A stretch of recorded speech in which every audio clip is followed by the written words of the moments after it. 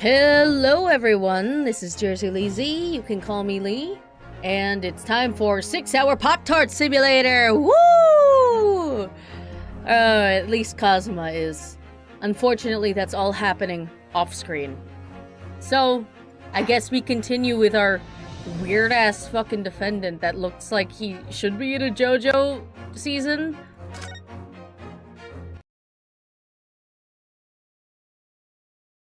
And I really couldn't come up with a title, so I just really hope that Herlock Sholmes shows up today. I'm really like stretching there. Looks as though the police is still here, carrying on with their investigation. Perfect. So let's find Inspector Gregson as quickly as possible. Yeah, and let's see if he'll take a break from his chips to look at that silver tip Iris gave us for him. Hey. You want money, pal? Oops. Inspector Gregson, do you have a moment? Infinite Fries Man. He's truly the most powerful character in Ace Attorney. If Sholmes doesn't appear, it means he ain't an ace detective. Yeah, more like an ace defective. Am I right? I'm sorry to say I don't. Is that the voice I gave him? I'm a very busy man.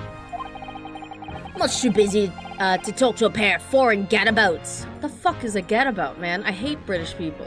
That's for sure. We have these for you. Brother barely got a chin. What chin? What chin? A present from Miss Iris Wilson. What? For me? From her ladyship? Oh, are you a weirdo? Are you weird? Her ladyship? Give that here once. Come on, hand it over. That's for me. Don't wait for me to give it to you. Don't wait for me to give it to you, will ya?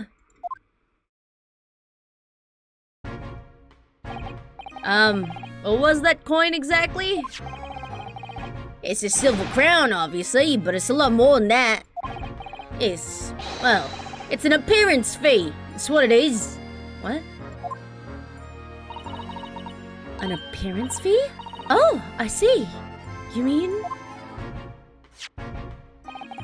That's right, for the adventures of Herlock Sholmes. Her ladyship always offers me a little financial reward for featuring me, every time. Okay, why do you call her that, though? Those thick cut fries gotta be cold by now? No, he has, like... His hand is a fucking microwave, man. Yes, of course. I know all about your exploits, Inspector. I read them avidly. Of course, her using my name without my say-so does make me the butt of a lot of unpleasant jokes. But still. I am sorry, Inspector. That must be difficult for you.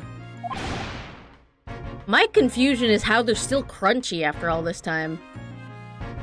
Never you mind that. So, what do you want to know then, eh? Sorry?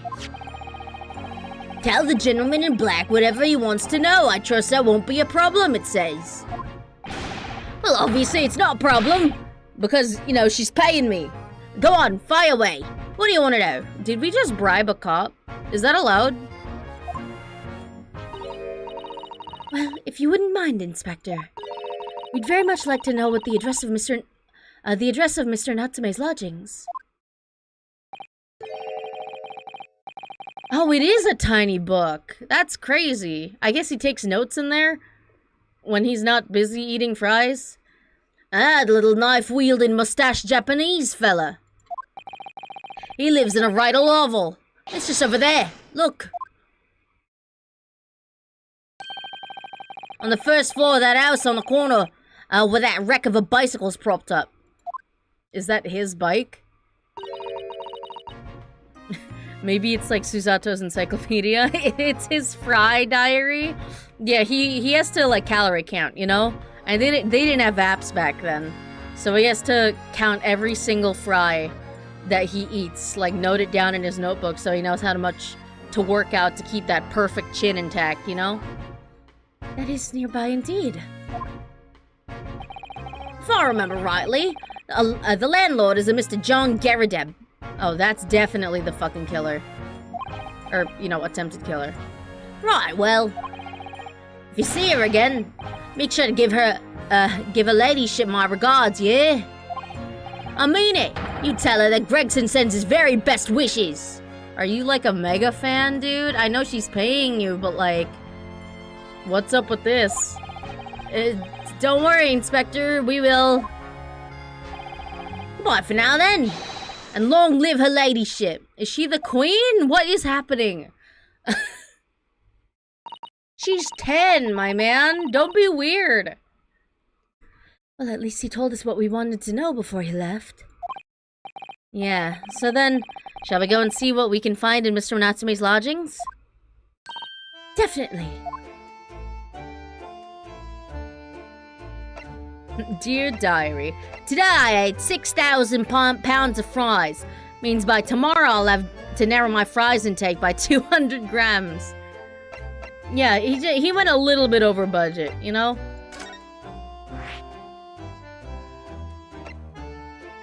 Mr. Natsume's lodgings.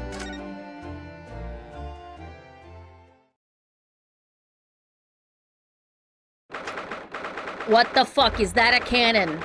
Why? Oh, this guy's a fucking war vet, huh? He's got the medal, he's got the fucking coat. Is that a sword? Why is there a fucking, like, apron draped over the cannon? Is it just for drying clothes? That'd be funny.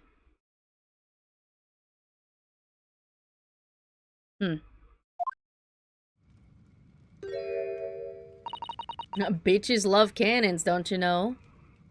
Hey, what's going on? Ace Attorney's going on. Who is this? Who are you? Just the maid? May I help you? Yes. Would this be the residence of Mr. John Garadeb? Indeed it would, sir. And who, may I say, is calling? My name is Ryunosuke Naruhodo. I am... Mr. Naruhodo is representing Mr. Soseki Natsume. I believe he takes lodgings here? Oh! Maybe the maid did it. We would very much like to ask him some questions about our client. Oh! One moment, please. I shall convey the message to Mr. Garadeb.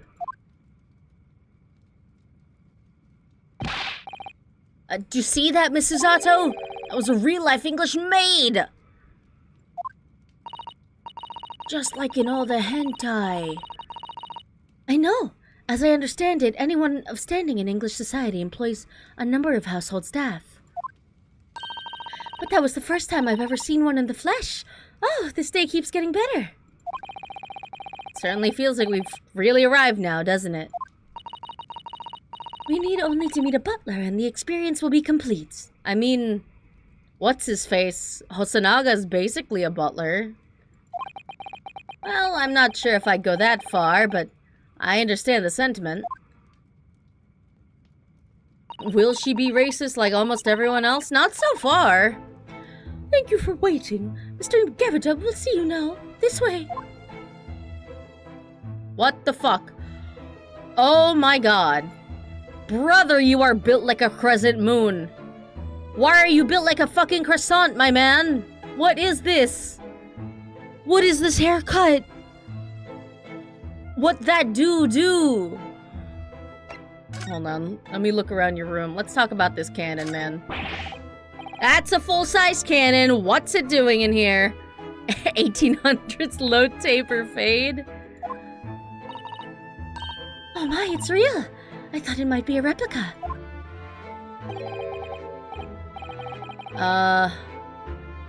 That old thing, but it's little more than a toy.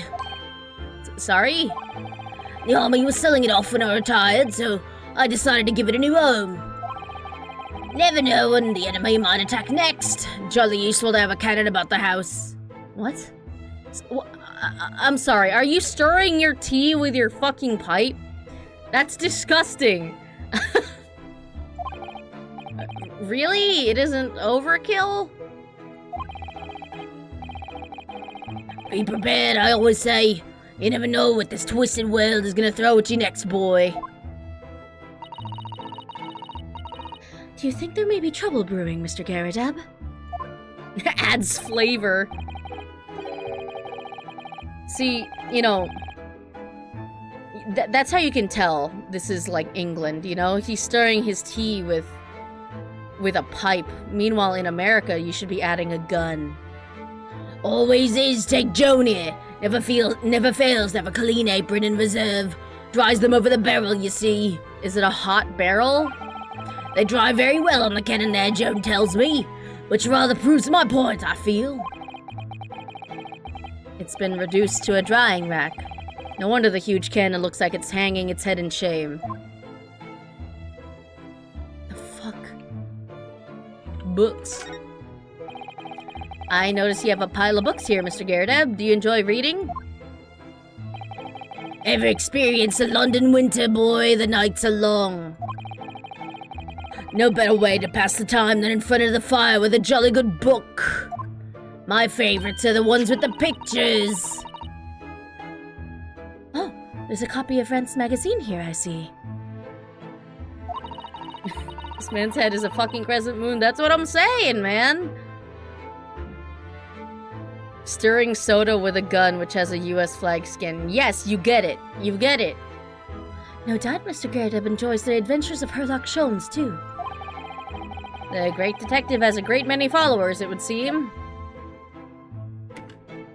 Sholmes is my favorite influencer. That uniform looks fairly ancient, doesn't it? It's clearly been well looked after, though. That old thing! Ugh!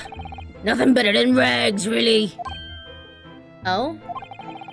Oh, that ceremonial garb and my retirement bash, you know. But I'm not one for dwelling in the past, me. But I would have gladly thrown it out, but you know how it is. Anyway, doesn't have to have the odd piece of memorabilia lying around, does it? This guy's totally a poser. I bet he was a fucking janitor in the army. Oh, I see. Perhaps we should leave the past in the past.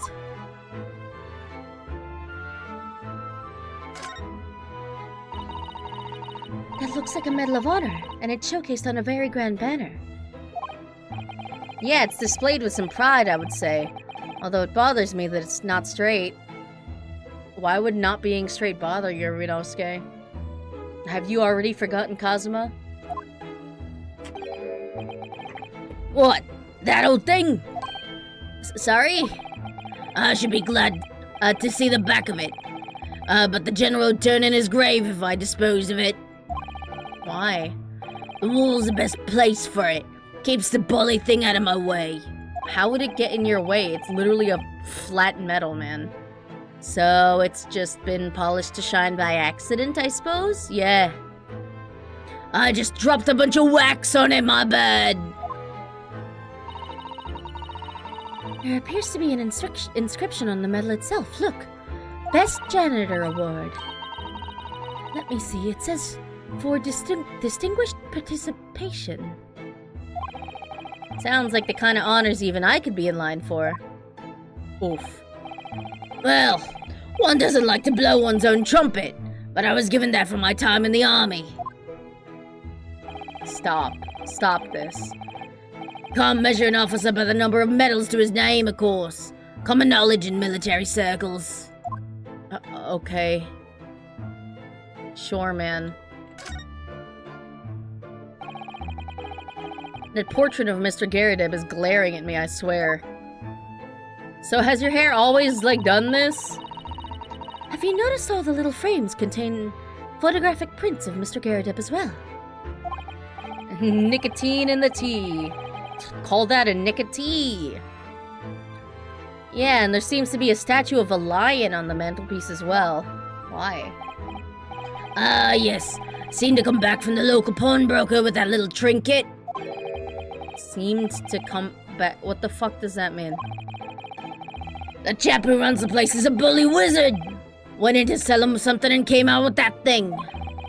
In point of fact, now I think about it, I rather often find myself leaving the place with something I don't need. That means he's doing his job good. The lion ornament certainly does seem surplus to requirements. Susato-san doesn't pull her punches, or her throws for that matter. Oof. Is your rug fucking burnt? What happened here, man? Look at that enormous screen. It must have been put there deliberately, surely. I bet that rug burns from the fucking cannon. Yeah, it certainly seems like someone's trying to hide something from view. What could be behind it, I wonder? A dead body! I'm going to have a very quick look, just a little peek. Ahem! Ahem! Maybe let's not, Mrs. Zato. I think the maid is gonna head us off with a cup of tea. Or behead us with a cup of tea somehow. Ahem! Ahem! No, but let me look at this fucking thing on the floor. God damn it.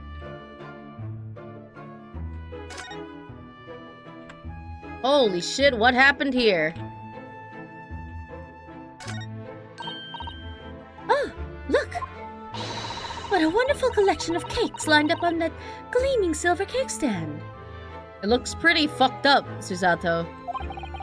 Lined up? Looks more like someone's half demolished them to me.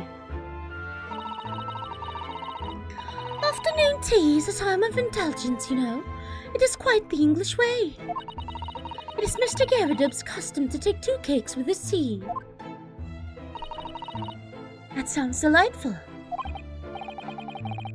Oh, wait a minute, though. There are at least 10 cakes on this cake stand.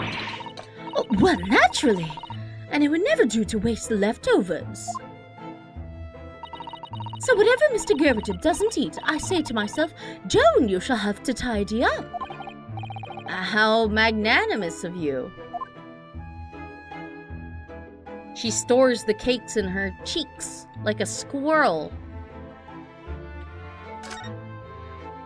Cake is meant for eating. Let them eat cake. This old candle holder looks a little out of place here, wouldn't you say? Yeah, you're right. It's clearly supposed to be gold, but it's almost completely black for some reason. Huh. That old thing, yes. Just a cheap piece of ironmongery. Gimcrack, really. Oh, what? Used it when I was studying, don't you know, for my commission. Oh, what kind of commission, man? How much you charge? I know it's old, but hardly worth hanging on to, really. But, well, still has its uses sometimes. Of course. Does everything in this room have some elaborate story behind it? They're memories, Mr. Naruhodo, memories. The fuck happened to your shelf, man? Look at the crockery on display here. It's rather unusual and broken, don't you think? Oh my! A genuine London dresser. Isn't it delightful? What? Dresser? Although the shelves seem to be broken and the crockery is... Oh dear, it's in pieces. Gimcrack, flimsy or poorly made but deceptively attractive. Oh! Interesting. It really is. The word cracked wouldn't do that chinaware justice. Ah! I wonder. Perhaps the cannon was fired at it. Maybe. Yeah, probably something like that, but let's not delve too deeply here.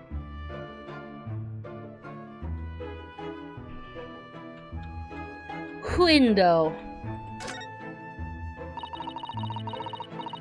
This window looks out over Briar Road, where the young woman was attacked. Okay, here's the idea.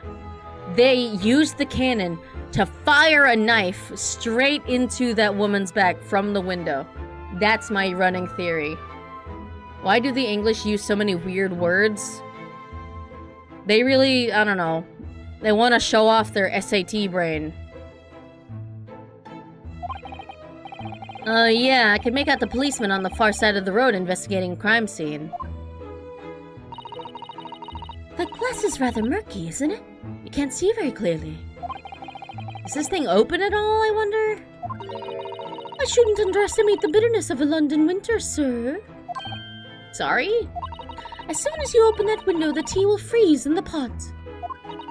No Londoner would go opening windows at the dusk of the middle of winter, I assure you. Seems very unlikely that these two would have seen anything of the incident then. It's blurry as fuck, boy! Let me look at this thing on the floor! Fuck.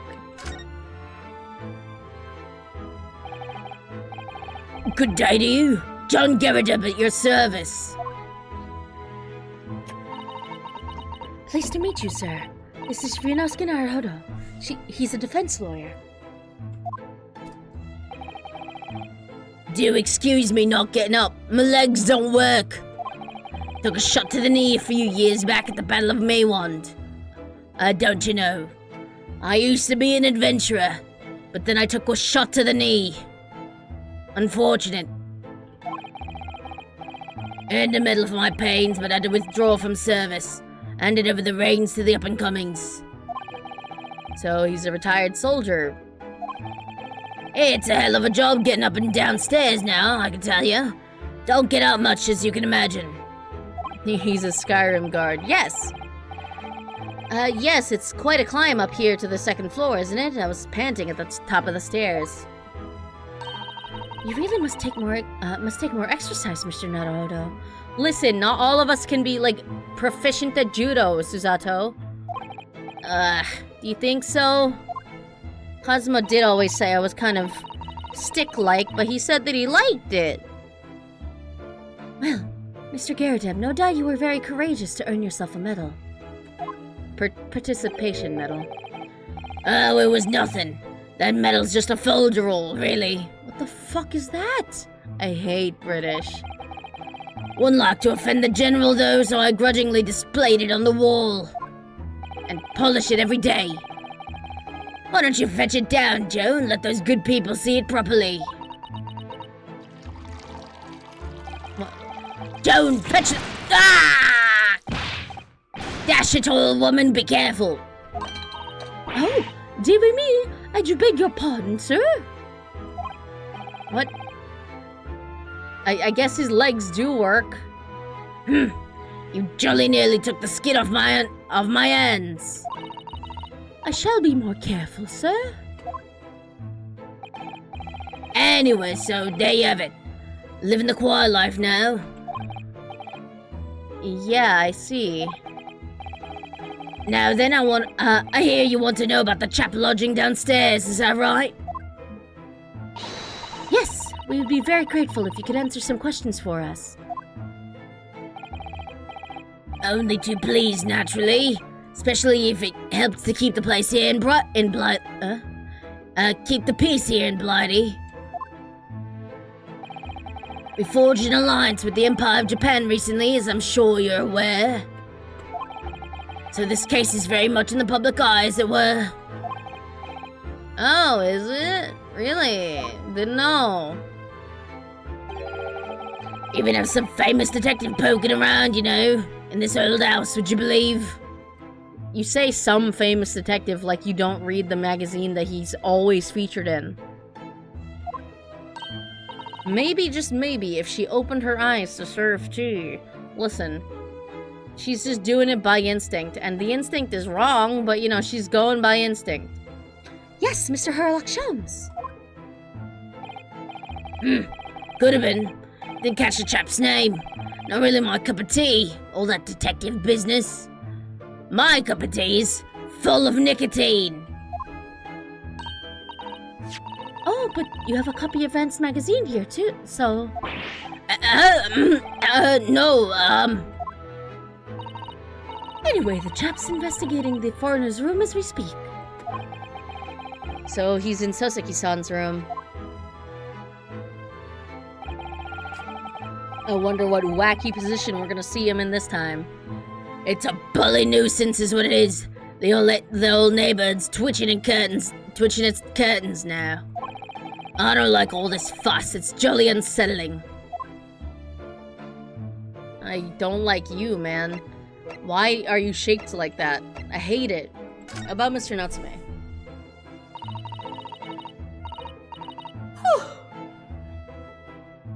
About Mr. Natsume then, Mr. Garrett, please do tell us.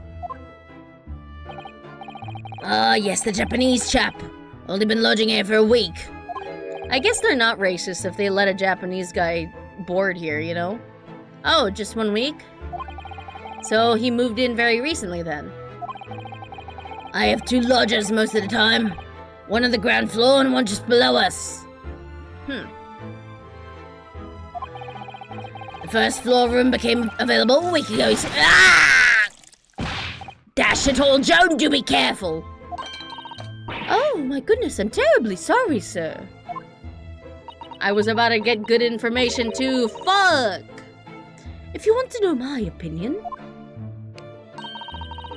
She's so jiggly. Look at those jiggle physics. Wow.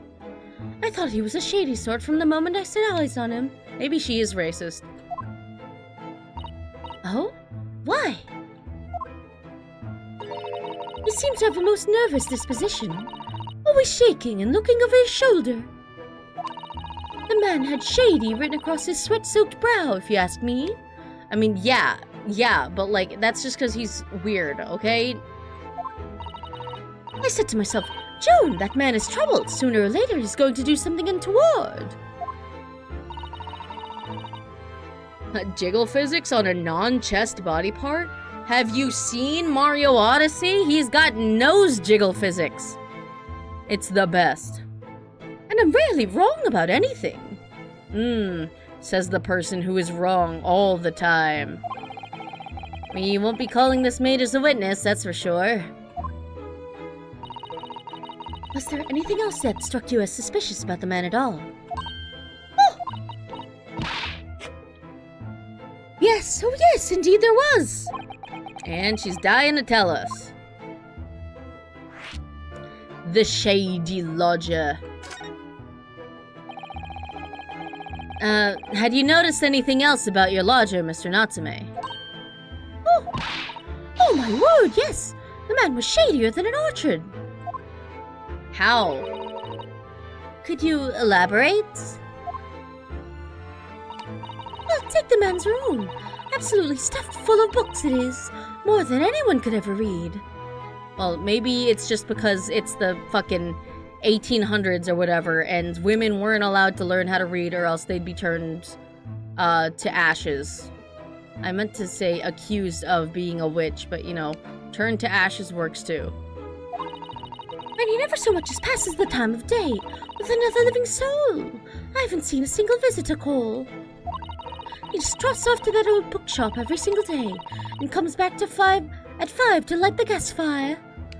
What a fucking, fire hazard, all those books. And the funny little man is up long past the time everyone else in the house has gone to bed too. Oh, I see. The gentleman on the ground floor goes to bed at around 9 each night. Who is the gentleman on the ground floor? I bet he did it. But I've never known that Japanese fellow to retire at any earlier than 2 in the morning. Hey, that's pretty fucking early for me, honestly.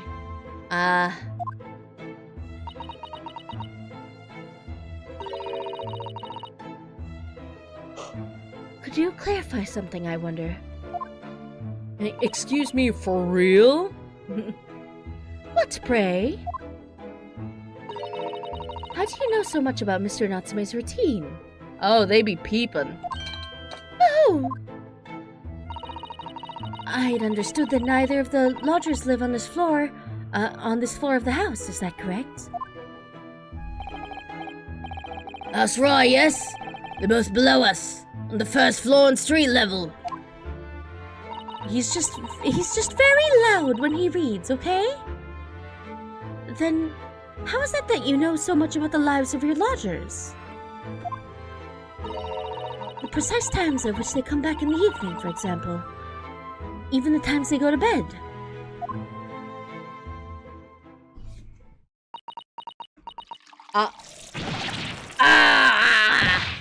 Good grief, Joan, be more careful, woman. Are you gonna answer the question, or are you just gonna burn him again? I think she's doing it on purpose. Oh my goodness, sir, I'm terribly sorry, sir. Something doesn't add up here. Something sus. The incident 2 days ago. Seems that the incident took place at around 5 in the evening. Did you happen to look out the window at all around that time? The window. Yes, we noticed that the window over there looks out over Briar Road. The incident took place on the pavement, just on the far side of the street. Was there anyone suspicious loitering nearby? 5 o'clock is dinner time in the Ghirardelli household. So I'm afraid I don't remember seeing anything. How about you, Joan? No, sir, I didn't see shit. It would have been dusk outside already at that hour. And with the fog as well, I should think it would have been quite impossible to see the other side of the road. Hi, hello, Yuma. Oh, I see. Did you notice anything out of the ordinary then? Such as? Anything at all, even if it seems unrelated. Just tell us everything that happened ever. I need to know who was caught up in what explosions, and if you're still, gonna fuck it all up. Well. Yes, was there something then? No, why is he built like a crescent moon? Listen. Ah! That's why. For the love of God, Joan, what are you doing? Oh, dearie me, what have I done? I'm awfully sorry, sir. How much tea is in that fucking pot? Do be more careful, woman. Of course, sir. If I may, Mr. Naruholo. What? Oh, yes, it's Naruhodo. I have an exceedingly good memory, as far as I remember. Nothing of any significance took place here at that hour. Nothing at all. Oh, really, Mr. Ghirardelli? The way you were talking before, it sounded rather like there might have been. Oh, well, as I was saying, it was just a trifling matter, really. Nothing. Ah! Joan, dash it all, what is the matter with you, woman? Begging your pardon, sir. Nothing happened. Oh, they're definitely the killers, huh? Yes, quite. Nothing happened. We sat down to a quiet, uneventful meal, Joan? That's right, Mr. Ghirardelli. What is the matter with these two? Sounds like something happened here in this room on the evening of the incident, but what? I wish I knew. Hold on.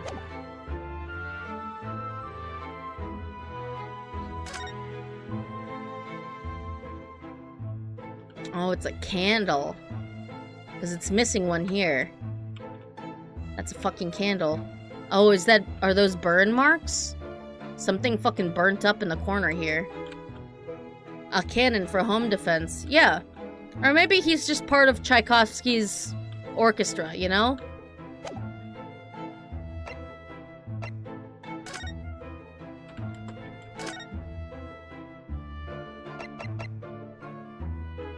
Mr. Natsume's room.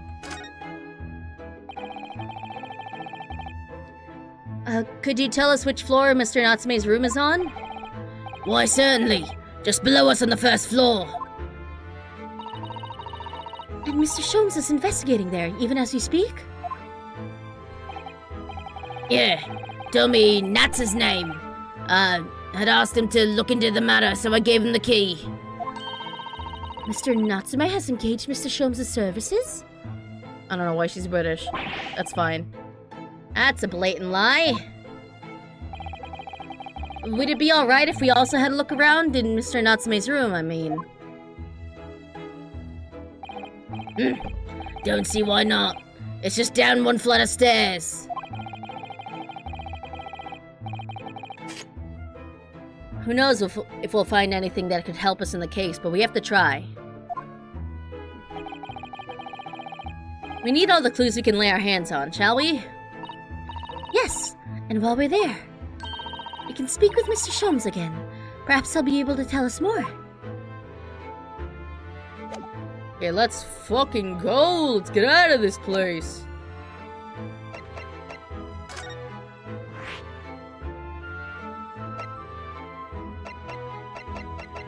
Mr. Natsume's room.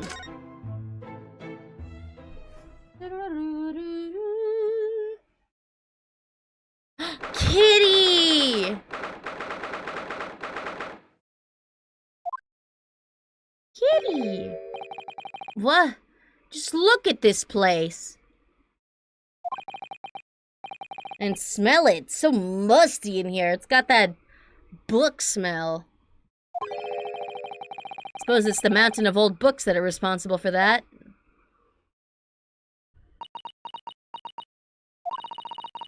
I don't think I've ever seen so many books in all my life. Fuck the books. There's a kitty here.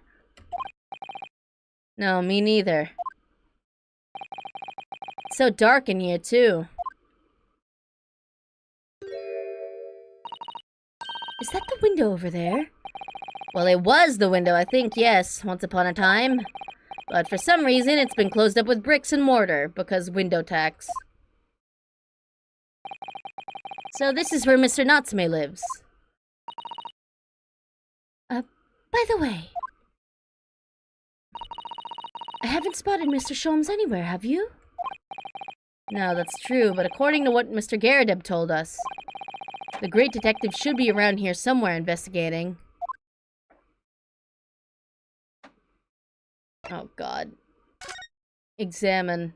I feel like the moment I pan over, he's gonna be, like, upside down. Somehow. Like, I don't know what the fuck he's doing, but he's gonna be there. Look, it's a lucky cat.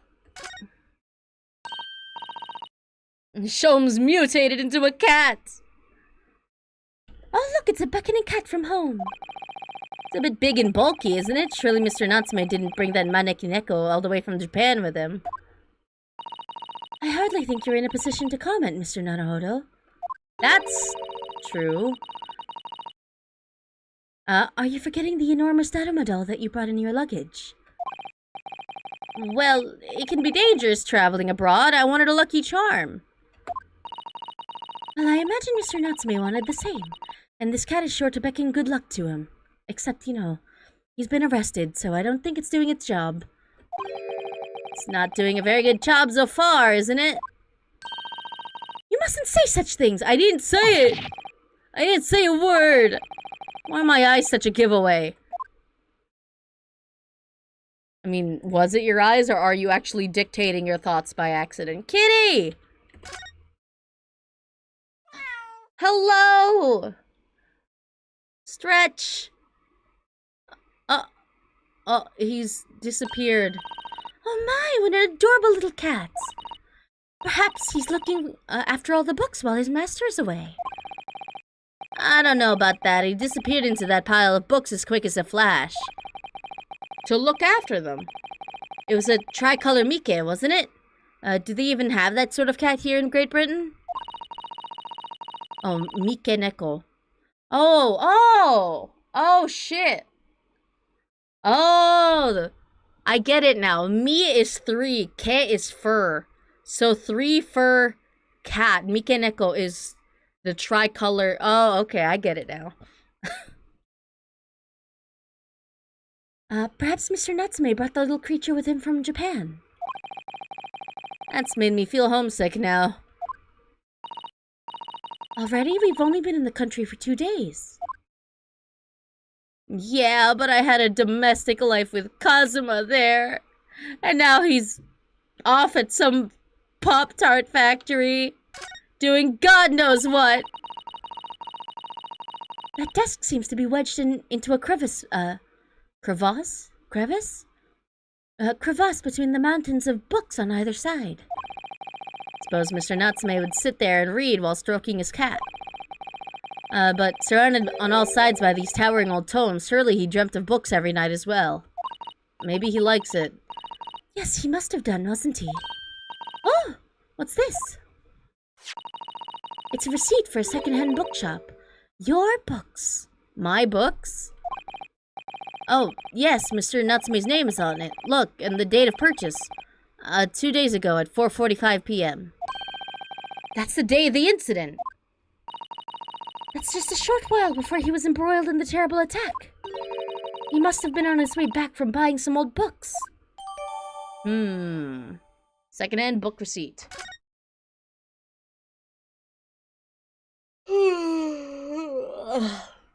Sorry for the yawning. I kinda, just woke up a little bit ago. I can't look through his fucking luggage. Boo. Brick. Could you even call this a window? No, you can't. Because taxes. I think so. It was a window at one time, after all. Although, all that remains is a frame around some bricks now. You're yawning as well? Oh god, I've started a yawn train. So really, it's just a wall then, isn't it? But why would anyone deliberately brick it up like that? I'm afraid I have no idea. Window tax. Ah, perhaps Mr. Natsume painted a brick design on in a fit of whimsy. What? Ugh, that's alarmingly feasible. He is a weirdo. Anyway, whatever the reason, the lack of ventilation in here makes the place very oppressive. It does. I imagine being cooped up in a room like this would be extremely trying. I mean, not if you're an introvert. Look at all these books stacked up there. They almost reach the ceiling. They're all works of English literature, and they all smell so musty. That's just book smell. Get used to it. With this volume of books to hand, you'd never be short of reading material, would you? No, what a dreamy idea. A bad dream, maybe. For me, at least. Mind you, I don't imagine the book that's at the bottom of the pile now will ever be read again. So reading is an experience that comes but once in a lifetime, just as the tea ceremony teaches us. What? I certainly didn't expect the conversation to turn down the path of tea ceremony philosophy. Or philosophy at all. I just thought, you'd mention how fucking dangerous this shit is. Alright, time to pan over and see what the fuck Sholmes is doing. Oh, okay, he's not upside down at least. He's just reading. Thank God. Thank God. Ah! Look, Mr. Naruhodo. Aha! There he is! Where'd he appear from? Was he just watching us look at everything in the room? He seems to be engrossed in the pages of an old book. I hope he won't mind if we disturbed him. Hello? Mr. Sholmes?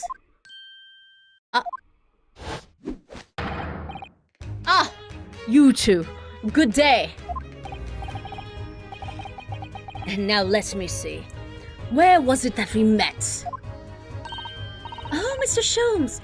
We were together on the SS Buria. Yes, of course, the Buria. And let me see.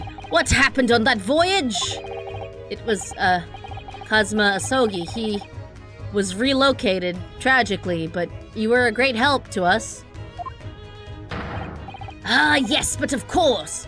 The case of Mr. Asogi. It was the one with the snake, wasn't it? What? Oh! Well, you seem to remember something of it, at least. The snake was irrelevant, man. What an honor to be remembered vaguely by the great herlock Sholmes. This is Mr. Oh, no, no, no. My dear madam, hold your tongue. I got this. I can remember. I pride myself on my superior powers of recollection. Your names are safely recorded in my brain attic. Miss Naruhodo. And Mr. Susato. So close. So close, man. Try the other way around, Mr. Sholmes. I lose the first round, and every other round, but I'm hot so no one cares. In truth, I'd hoped to invite you both to my Baker Street suite the day we arrived in London. But some Scotland Yarders ambushed me at the railway station and whisked me away to a crime scene. It was an entirely trivial case, of course. I solved the matter in no more than 30 minutes. So they apprehended Soseki-san in that short of an amount of time? Yikes. I'm afraid the pursuance of a new case has dulled my recollection of my past involvements a little. A little? It happened like 5 days ago, man. It is a mistake to think that one's brain attic has elastic walls and can distend to any extent. What? I do my best to forget useless facts, lest they should elbow out the useful ones. Yes, those are my own words of inimitable wisdom, you know, from an adventure called A Study in Scarlet. That's, you know, the 10-year-old that I live with wrote for me. Please, there's no need to quote yourself. It's elementary, dear Wilson. I don't always remember my pearls of wisdom, but fortunately, my associate pens them beautifully. He means Iris, who is 10, I suppose. His associate. Mr. Sholmes, we have some extremely important questions to ask you about the trivial case you just mentioned. Ah, goodness, what an earnest expression! My dear madam, I should be only too pleased.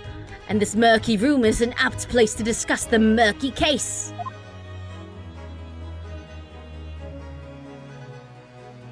Jesus. Hello. About his arrest. We know this to be the lodgings of a Japanese foreign student by the name of Soseki Natsume. Seems that you assisted in his arrest, Mr. Sholmes, for the stabbing of a young woman outside here on Briar Road. Natsume.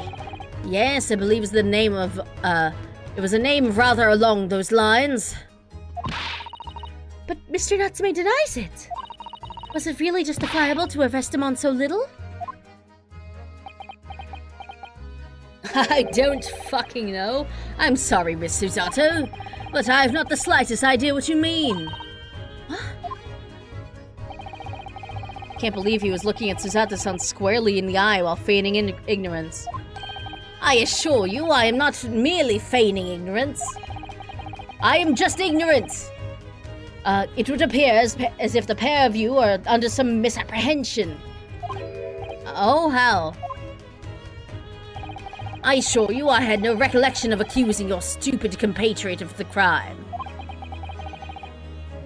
But that doesn't make sense. The good detective of Scotland Yard made the following request of me, and I quote verbatim. We need you to ascertain the identity and whereabouts of a man seen fleeing the crime scene. A man seen fleeing. There were a number of books scattered on the pavement at the scene. From the book plates, I was quickly able to determine the bookshop from which they had been purchased. On speaking with the proprietor, I was immediately led to this address. Elementary, wouldn't you say, dear Naruhodo? I believe there is a receipt around here from somewhere the establishment in question. So you don't think Mr. Natsume's the culprit then? Oh, I didn't say that. That I could not tell you. But it was aggravating my faculties. Hence why I returned here. However, this place is such a trove of fascinating books. I found myself quite lost in bibliophily. What? Bibliophily? Do not be deceived into believing that I am a man of leisure. No, no, no. Just because I read books for fun doesn't mean it's a fun activity. Oh dear. Mr. Garadeb, the landlord. Ah, tell me. Have you encountered the landlord of these lodgings? Bibliophile? Oh, I guess. Yes, Mr. Garadeb, a retired military man.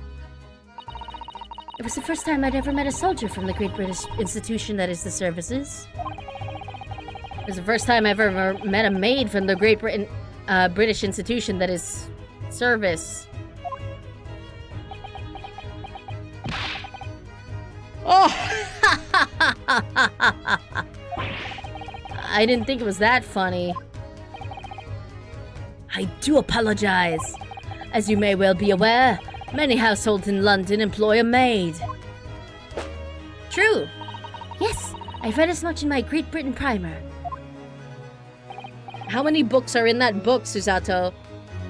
And so conversely, whether or not a household employs a maid has come to betoken the social standing of those dwelling therein.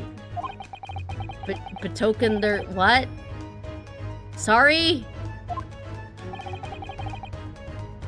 Put simply, my dear fellow, those who can employ at least a single maid are considered middle class. Those who do not are beneath that. In the upper echelons of society, of course, households employ enough staff to constitute a large family. Goodness, how extraordinary.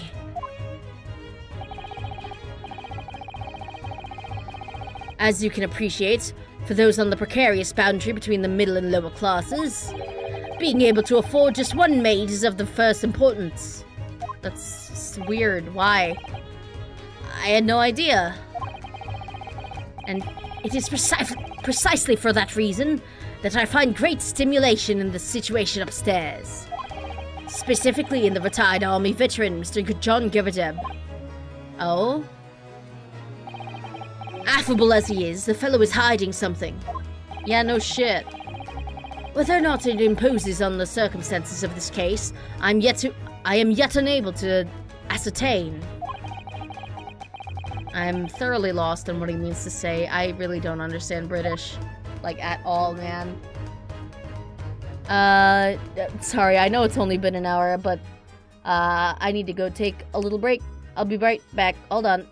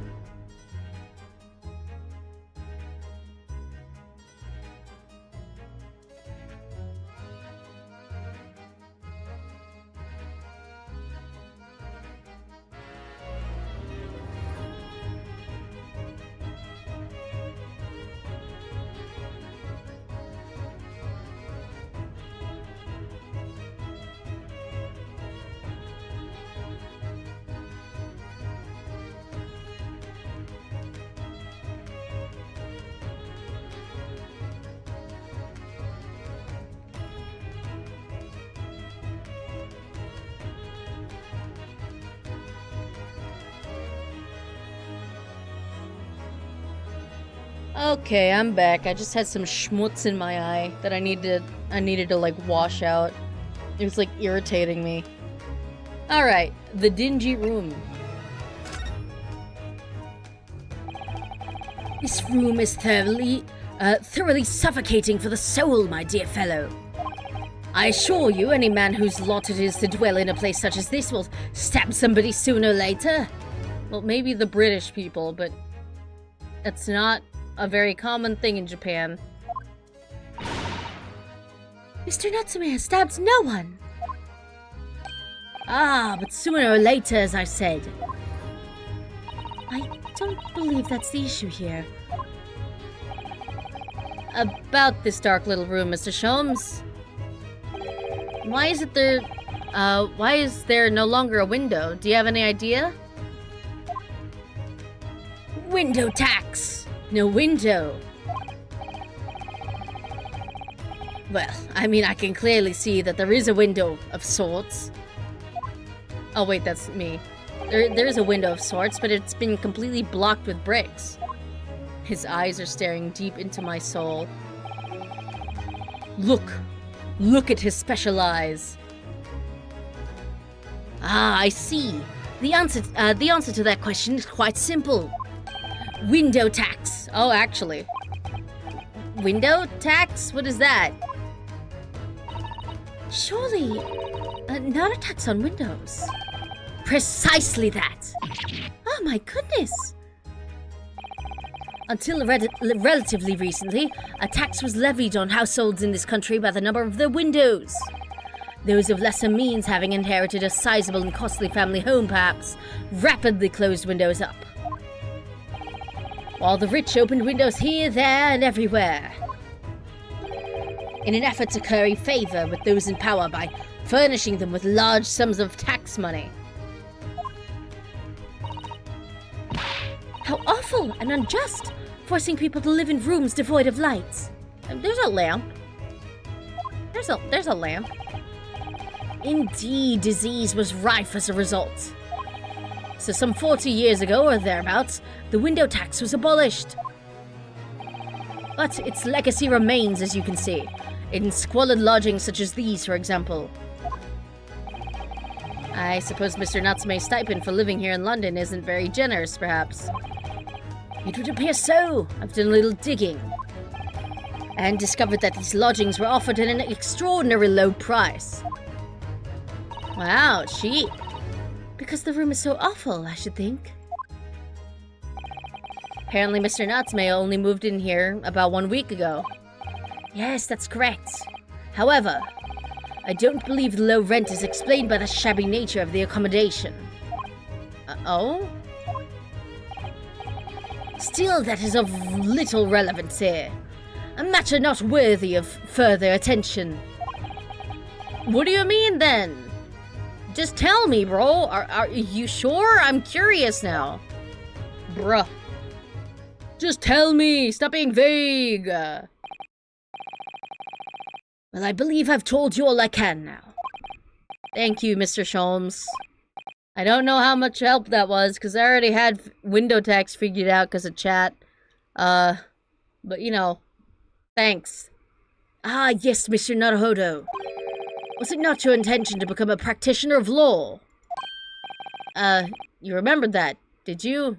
And not my name? Will you perhaps be offering your services in this very matter, I wonder? To the occupant of this room, Mr. Natsume, was it? Wow, look at you remembering names. I'm not sure. Not sure? On what grounds? Well, I actually defended someone in court here only yesterday. Really? Well then, I congratulate you, sir, on an ambition realized, and so promptly too. The thing is, he still died. I got the not guilty, but he still died. It's really made me question things. Am I right to believe in my clients, to trust in their innocence? That guy sucked. I'm pretty sure he did it. Yes, trust. Mr. Sholmes. Mr. Natsume didn't do it, did he? I don't fucking know. My dear fellow, I haven't the first idea! Even though I'm the detective here. Oh, but I thought that's why you were here. Didn't you come back to investigate? Ha! No, he's just got many books that I'd like to read. Ah, yes, that was indeed my initial intention, but then I got distracted by the entirety of the Lord of the Rings series. There are simply too many fascinating books here. I couldn't possibly ignore them. Oh, I see.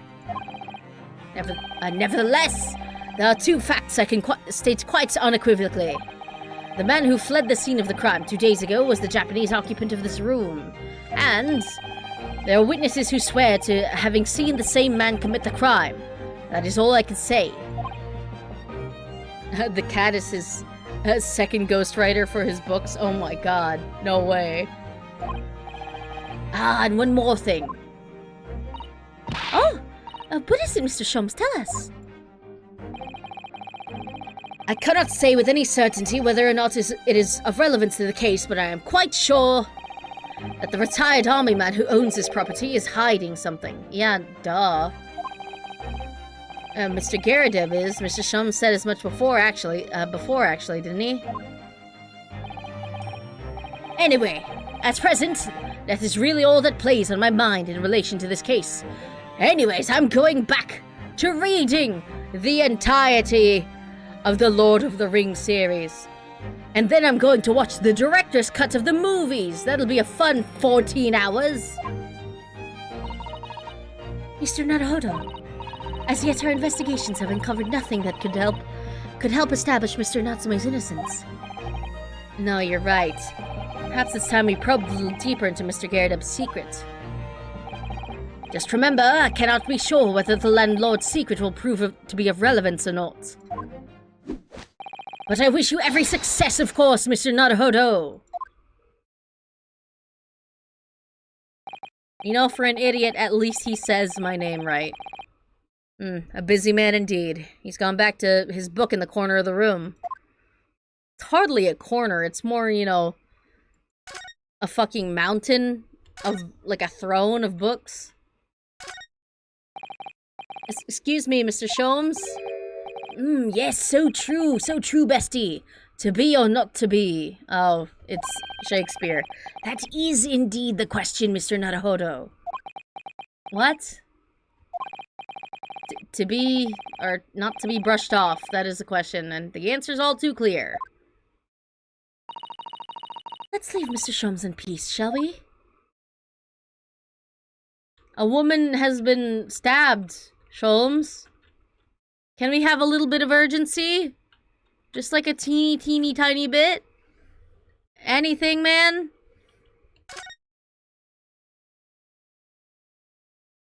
Okay, I think that's everything here then.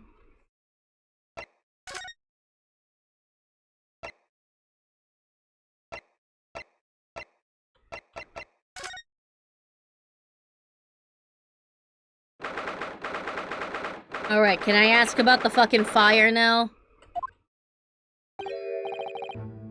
Ah, you perv again. Tell me, what was the detective chap? I forget his name. Still hard at work down there?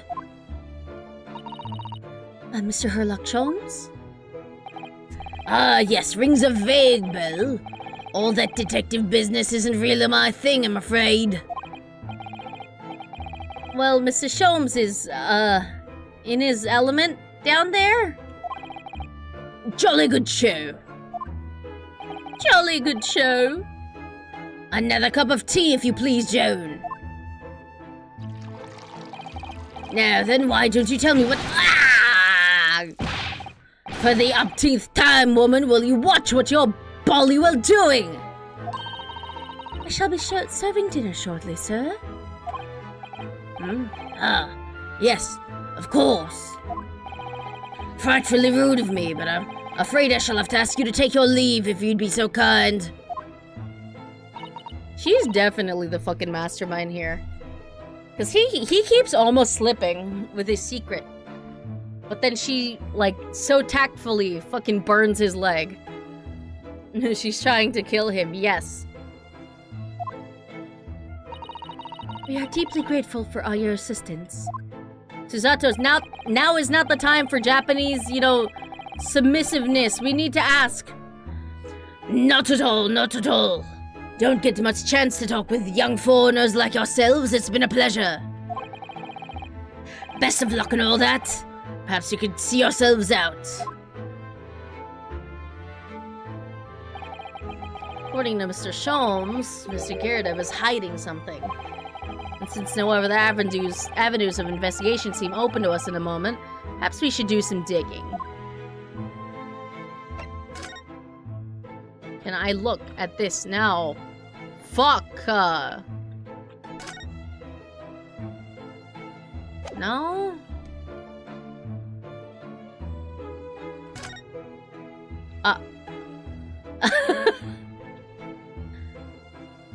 How's the gayer?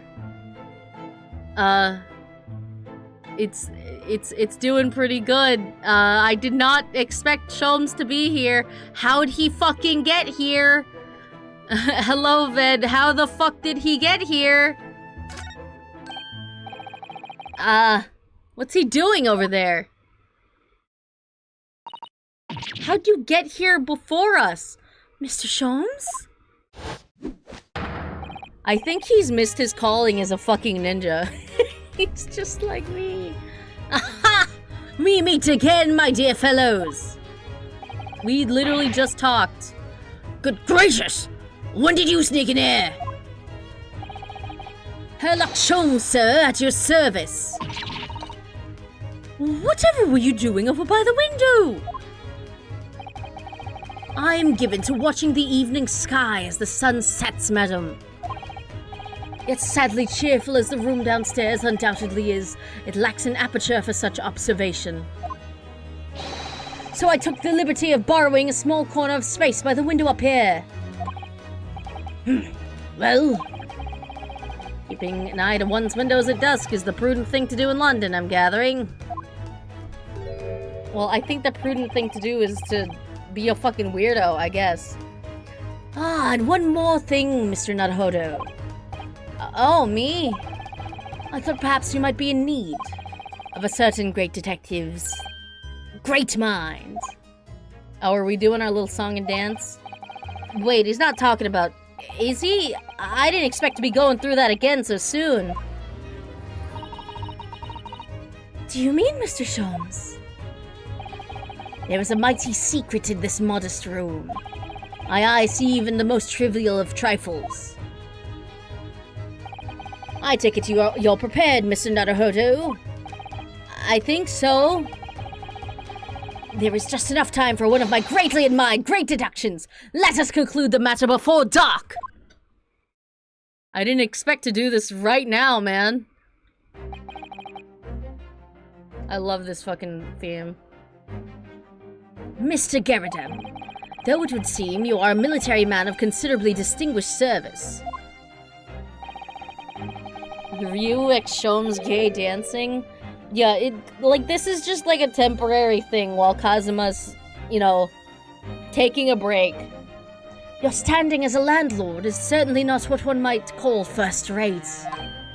I'm afraid, sir, that it is all too clear to me. There are two conclusions I have been able to draw by careful observations of your living arrangements. I beg your pardon? The first is that even as we speak, you are concealing the presence of a ferocious beast in your care. What? Eh? And the second is that the result of the beast's violent rampage, you have lost something very dear to you. Sholmes is fully convinced there is a lion in this apartment. He's so right. Mr. Naruhodo, look! You're so right, Sholmes. Please marry me. The old man's broken out in a cold sweat. Unbelievably, it seems Mr. Sholmes' conclusions are both spot on. I don't think they are. How? How could you possibly? How could I possibly know, you mean to inquire? The answer couldn't be simpler, sir. For in the dense jungle of logic and reasoning, I am the king of beasts. No, I meant, how could you be so fucking dense? Fucking idiot. Ah!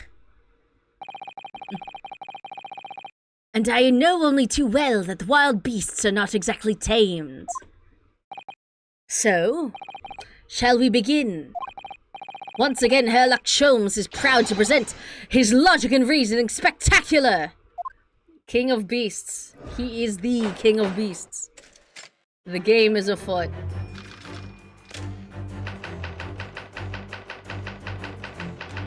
Oh, God. It certainly shouldn't take a great detective to see that a fearsome beast has been on the rampage of late within these four walls. Well, it seems very contained to that one wall, man. It's dance time.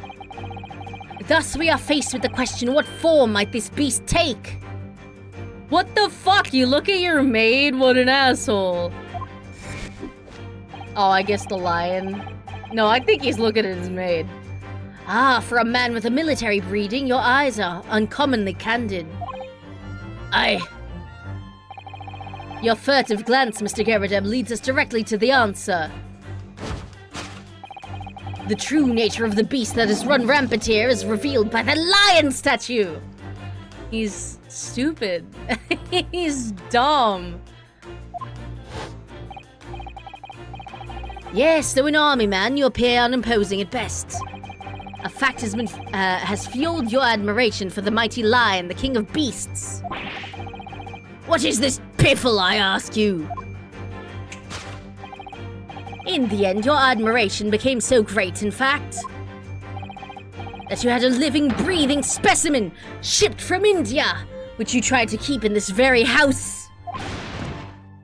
Are there lions in India? Yes, living with such a wild beast proved more difficult than you'd imagined. The chilling traces of a wild rampager, still very much in evidence. Well! Yet, as we look around, the beast in question fails to present itself. So clearly the maid is the lion, and she's a shapeshifter. Where could this angry creature have disappeared to? Madam? Me?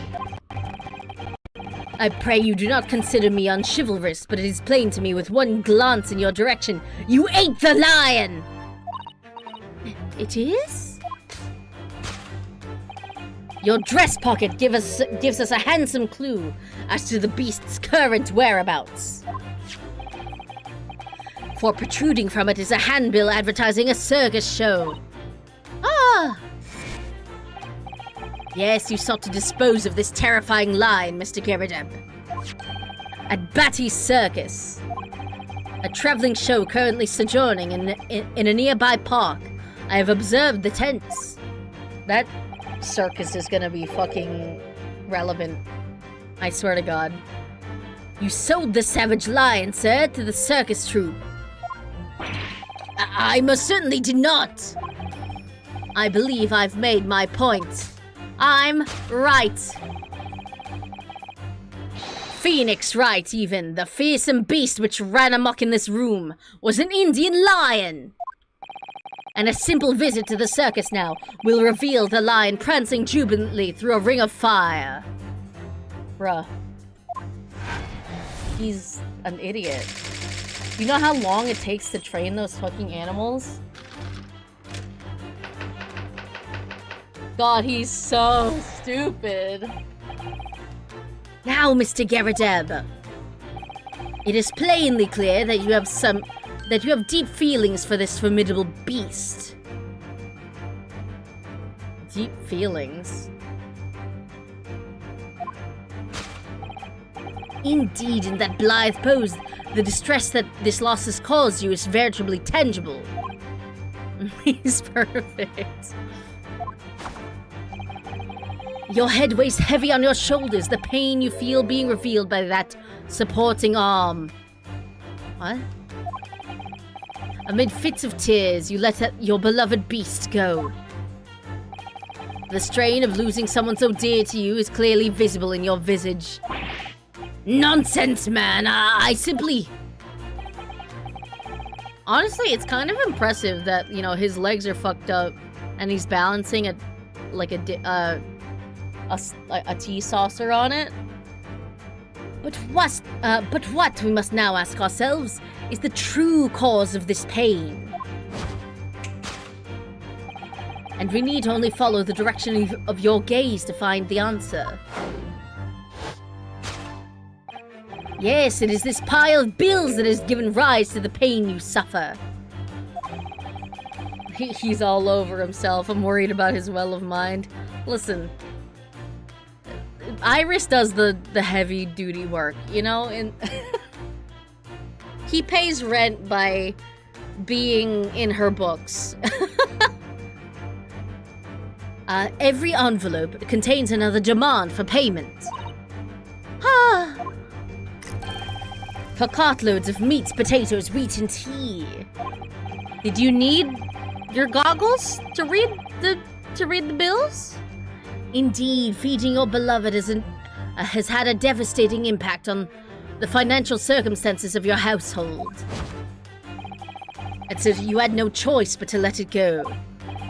Yes, well, what the fuck are you talking about, man? Now, in a final fit of rage, the ferocious beast carried out one last, unimaginable trick. Oh, attack. Unimaginable? The aftermath of which can be clearly seen by observing the carpet over there. A very expensive woolen carpet, if I'm not mistaken. Oh, dearie me.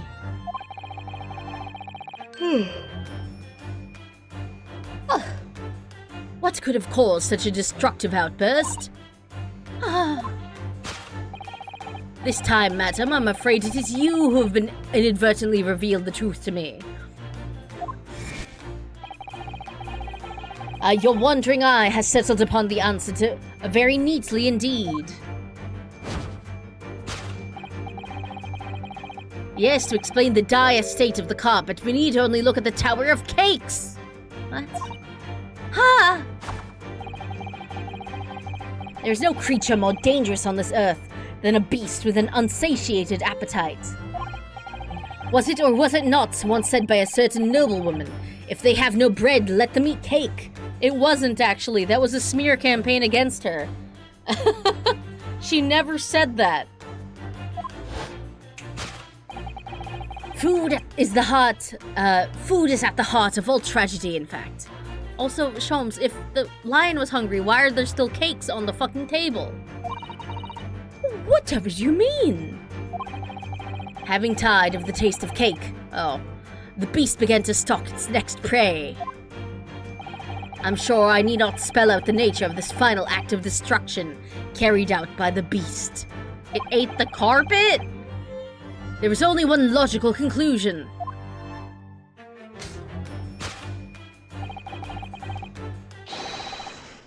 Worked into a frenzy by hunger, the lion attacked and ate the carpet. What are you fucking yapping about, bro? God, you're so dumb. The teeth marks in the carpet are a perfect match with those of a lion I once saw in India. I don't think there are lions in India, man. I really fucking don't. Hold on, I need to Google this shit. Google, please tell me how fucking stupid this man is.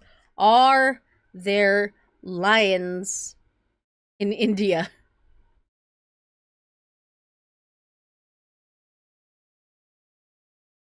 Nearly all wild lions live in sub-Saharan Africa.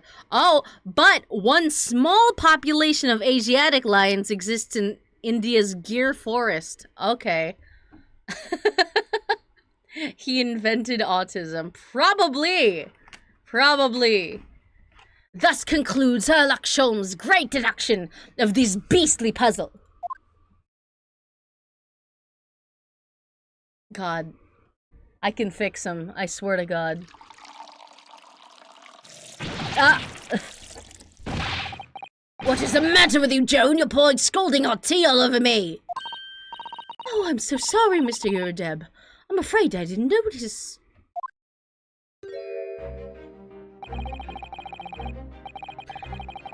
My deductions can be startlingly sharp. It stands to reason that your cup runneth over.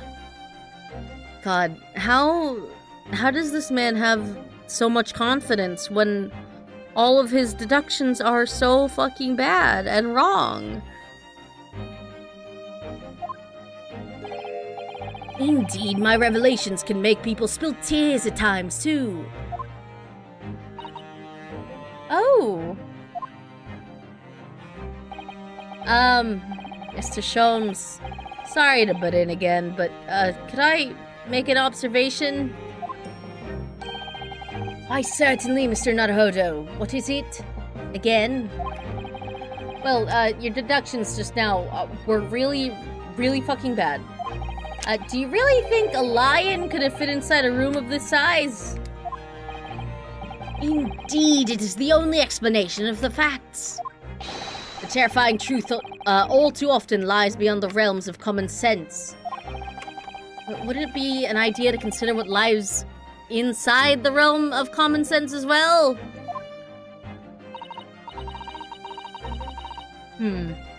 But if an uncaged lion had run amok in this very room... Okay. Hold on, sorry. I tried to eat a snack. I have, like, jagariko. It's like a Japanese snack that's like little, fried potato sticks. And I really underestimated how fucking crunchy they are. Okay, no more of that. No more of that on stream.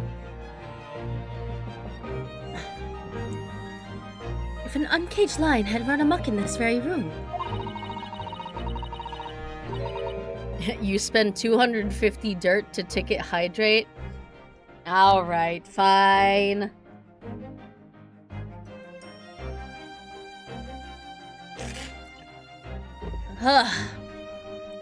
Surely Mr. Garadeb and his maid would have been hurt. Or worse. Ah, that's where you are stuck. No doubt the former military man held his own against the beast using that large cannon. I thought you said that they sold the lion to the circus. And what about the food? Meat and potatoes are one thing. But I don't believe I've ever heard of a lion that drinks tea. Imagine someone submits eating dirt while I'm streaming on YouTube. I don't think you can redeem points on Twitch when I'm not streaming on Twitch. That would be really funny, though. Like, is that possible?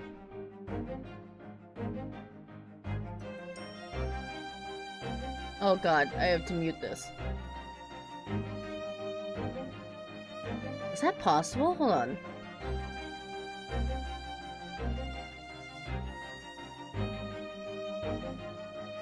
You can, depends on how you set it up. I see.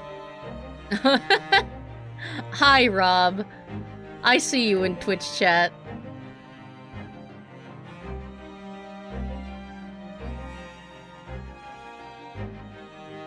Will it show up?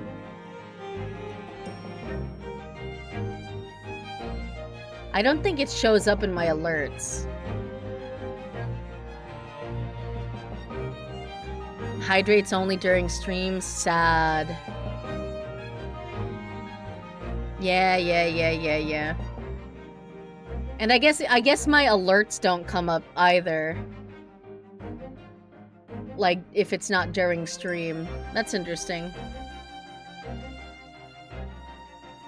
Anyways, sorry for wasting your 100 your 100 dirt, Rob. Ah, my dear Miss Susato, it occurs to me with some regularity. You're broke now. That irrespective of race and breeding, whenever anyone lands on Great British soil, They are infused with a highly appropriate taste for the afternoon tea. It's a fucking lion, Sholmes. You were gonna feed your worm children with that? Apologies. Oh, what a glorious notion. It's a lion, though. Well then, Mr. Naruhodo, it's your turn to shine again. He's too stupid. I had a feeling that was coming. A slight massage, that's all Mr. Sholmes' deductions need. You can do it.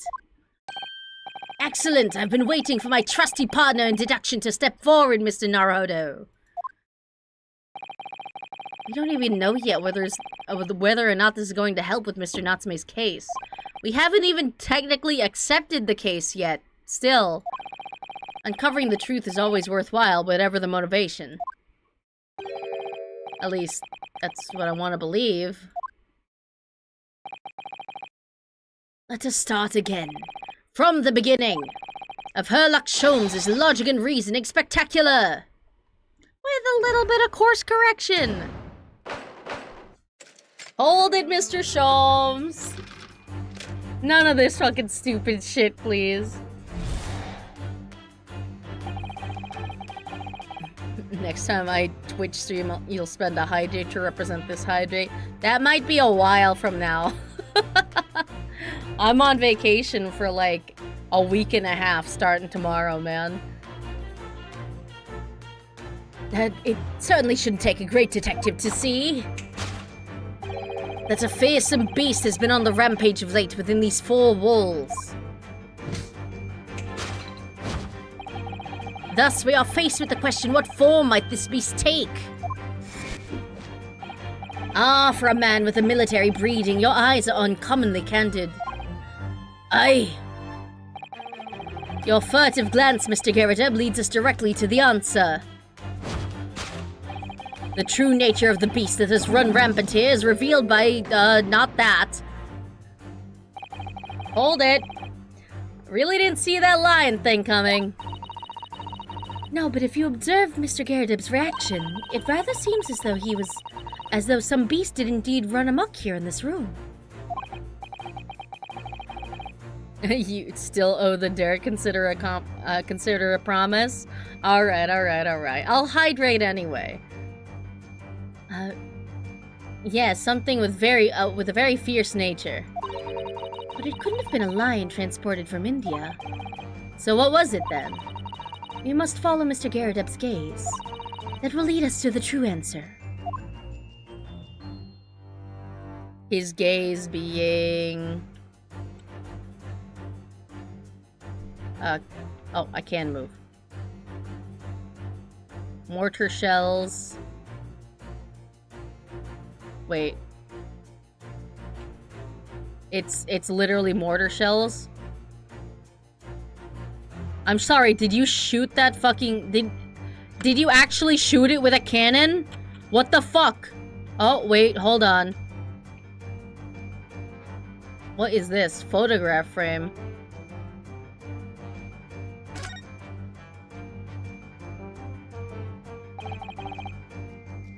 What's this photograph? It appears to be from Mr. Garrideb's wedding. He looks very happy, doesn't he? He does, but you can't make out his bride. Oh, is the maid the bride? Is his maid? Is his wife his maid? What the fuck? Why? Jesus. Talk about trad wife. What the fuck? Oh, how unfortunate. Something must have struck the glass directly over the woman's face. Wonder what happened. Probably best not to delve too deeply there.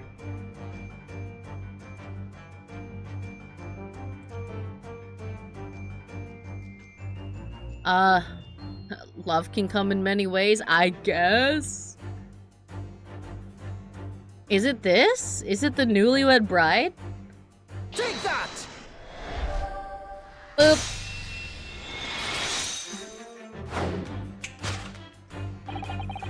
The true nature of the beast that has run rampant here is revealed by that newlywed bride. Precisely, Mr. Naruhodo. No other explanation could possibly fit. Fuck my lion idea.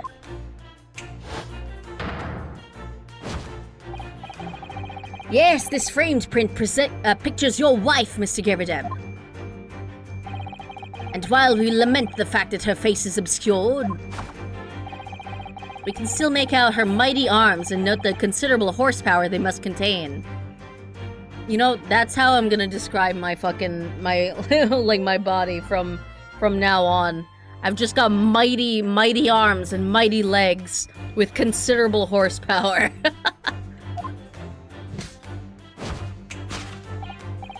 I like how Rinosuke reacts to the fucking lighting. Like, is this actually happening? It's not just like a dramatic reenactment. Oh,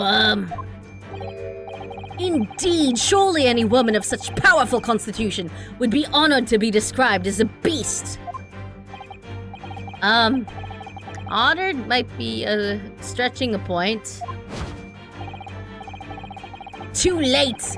The fact remains that the beast which so clearly savaged this room was your wife, Mr. Gerideb.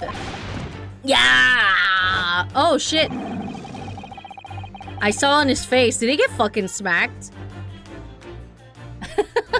A normal reaction to someone displaying their theater kid powers.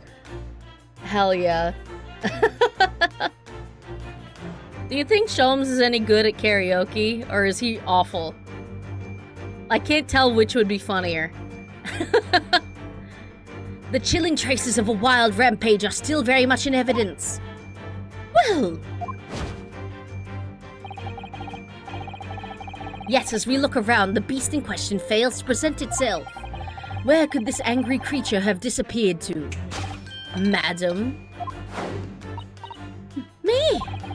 I pray you do not consider me unchivalrous, but it is plain to me with one glance in your direction. It is? Your dress pocket gives us a handsome clue as to the beast's current whereabouts. Poor fragile, defenseless woman is beside herself.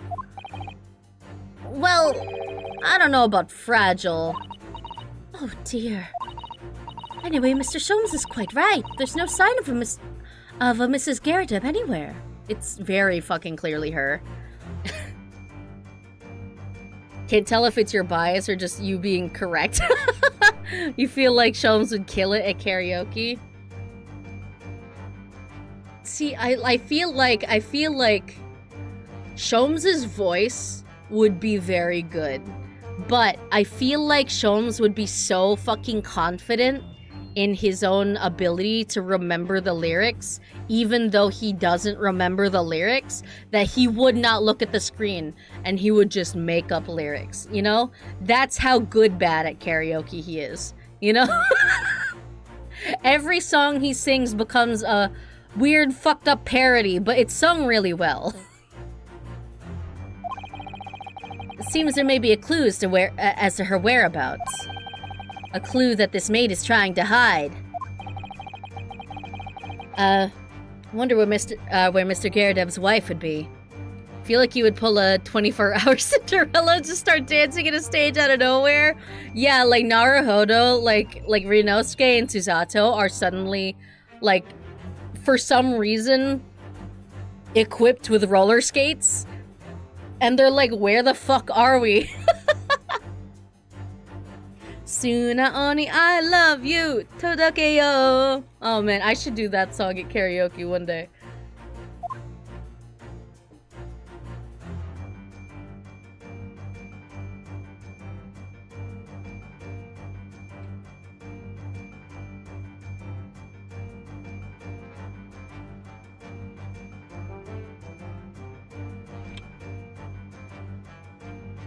Look at... He's been fucking smacked.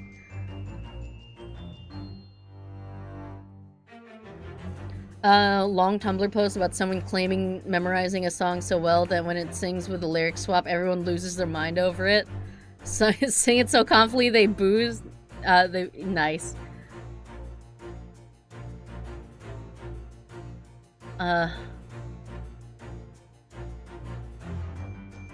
Do I just say you're made? Is there nothing else that indicates this, or am I just...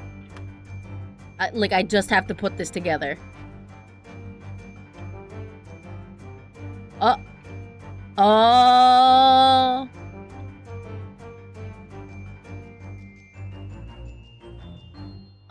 Oh.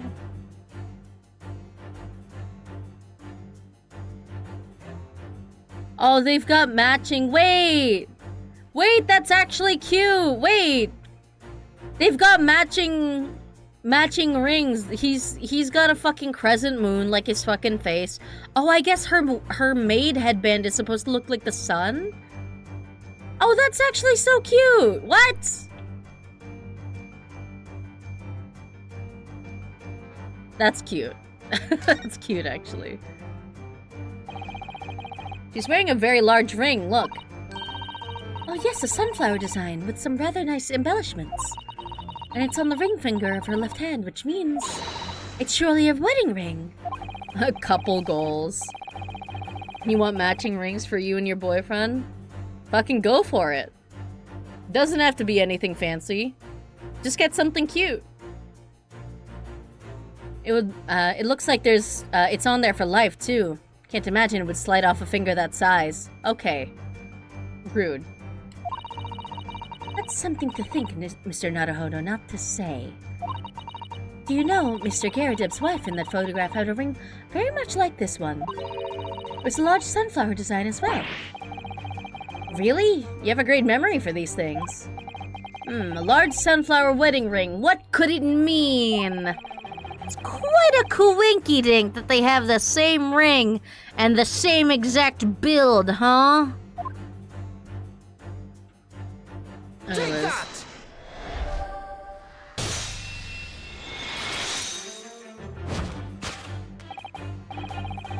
Your wedding ring gives us a handsome clue as to the beast's current whereabouts. Huh! Indeed it does! The flowery band gleaming on your finger gives you away! You know, like, considering I just came up with this on the spot, like, Sholmes is very good at improving what to say next, you know? He really is just theater kid incarnate. For it is identical to the one shown on the hand of Mr. Garrideb's bride in this photographic print. In other words, you are no ordinary household maid. No.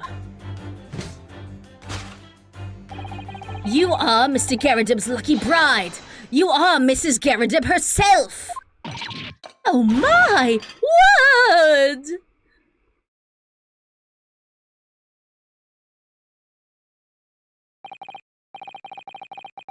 See, like, I feel like this game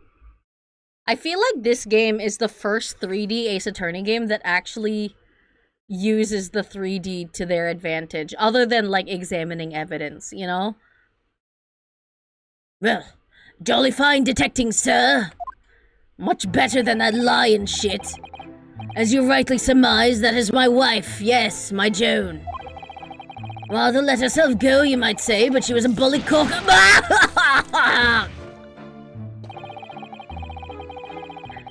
It would appear that you don't live in the most comfortable of circumstances. Oh, you know what? That makes sense now why she keeps burning him. Because he keeps talking shit. After all, you are a retired army man.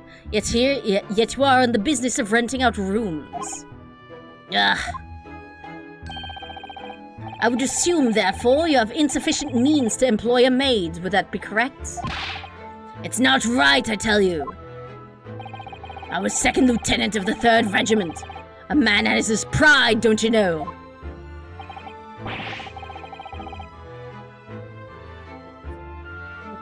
Jesus, I hope this guy doesn't testify too much. I chose the wrong voice. I keep doing this voice, even though it fucks me up every time. By golly, it's a sorry thing when a chap can't even afford to have a single maid in his employ. I'm sorry, you wanna be in a higher tax bracket? Yes, here in London one is rather judged. A household cannot be considered worthy of society if it employs no staff at all. Though in my considered opinion, such concerns about appearances are a folly. I'm gonna end up with the voice of a chain smoker by the end of the series. Yeah, probably. But hey, that'd be a pretty fucking sick voice, right? You mean Mr. Garrideb has his wife work as his maid? Precisely. Am I right, Mr. Garrideb?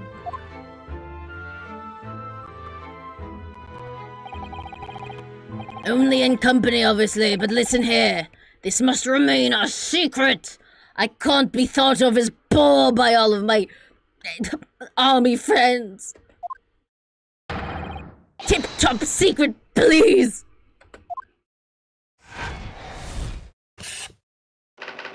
The raging wife of Mr. Garrideb. This bitch Angie.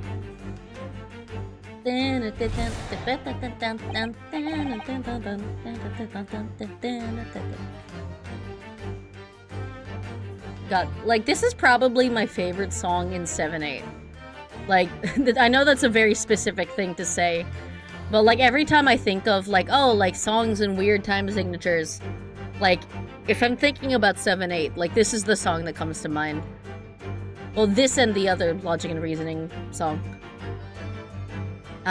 Now, Mr. Garrideb.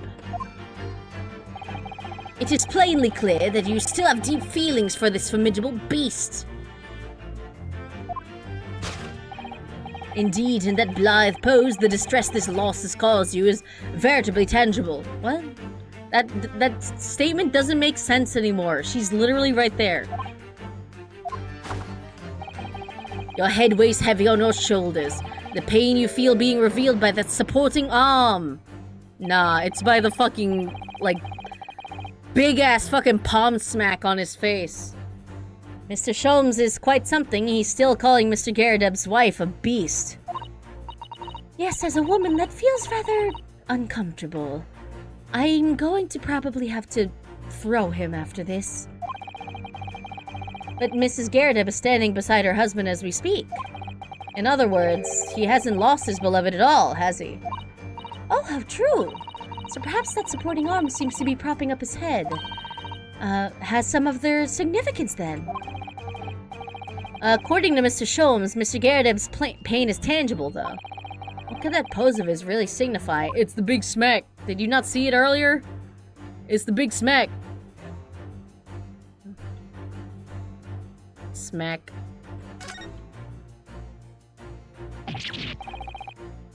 Like, thank God he was always just, you know, facing sideways from our perspective. He never turned his head once. That's crazy. Oh my, look at that bright red mark. Gosh, that's quite something. And clearly made by somebody's hand. Yes, Mr. Garrideb has been slapped on the face, it seems. Hard. I've never seen such a clearly defined mark. Whoever could have done such a thing? Well, there's a very limited number of candidates, I'd say. Bonk. Take that! Slap cheek. I love the little smug look that Naruhodo gets here. Look at him. Just like the tiniest fucking smirk. Your head weighs heavy on your shoulders, the pain you feel being revealed by that slapped cheek. And of course, the deliverer of that impressive mark on your cheek that refuses to fade. Was you, Madame Joan Garrideb? Was this bastard cheating? Yes.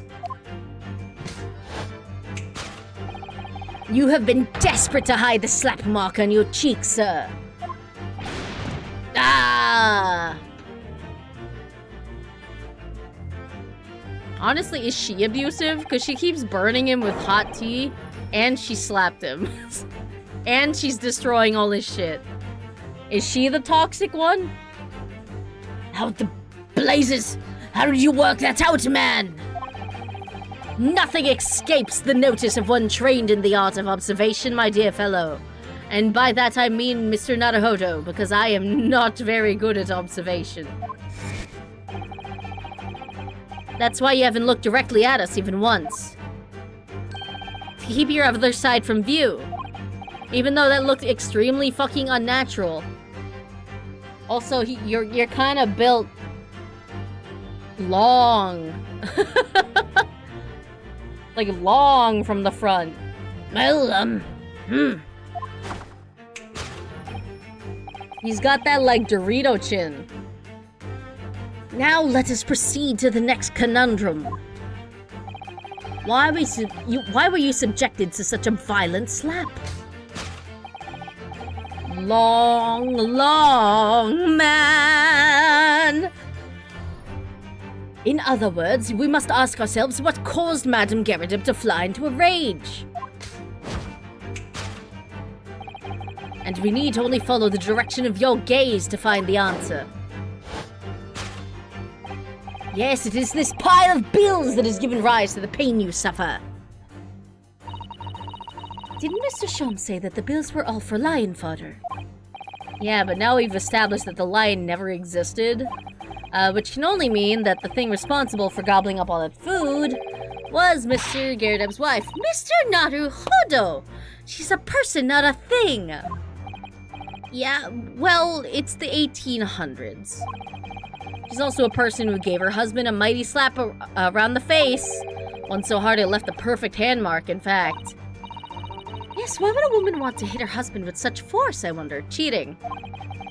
I'd love to know the answer to that question. Bookmark.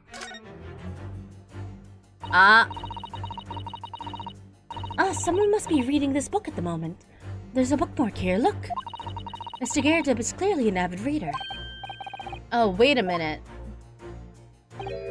I don't think this is a bookmark. Oh no, so it isn't. It's a note written in a woman's hand. Oh, James, I love you. Yours, Mary. Is that his name, James? And look at the signature here. Lip marks made with lipstick. Oh, what a passionate and romantic gesture. Don't get any ideas, Suzato-san. Oh dear, I'm sorry. So this bookmark's actually a love note then. Love note. Interesting. Another doctor woman book.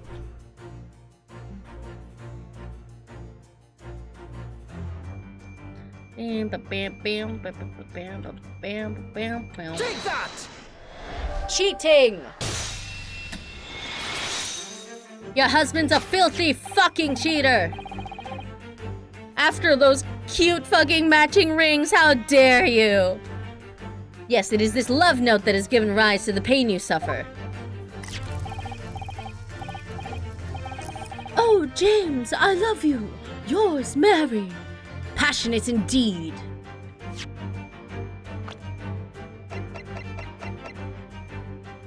His name is John. His name's not even James.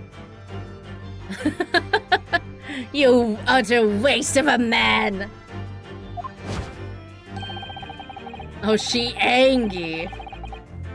Perhaps the sender of this note is certain Miss Mary is the fly in the ointment here. Ah! But I don't know the bully woman! Oh, maybe someone just left it in the book that he borrowed from the fucking, like, store. You don't know her?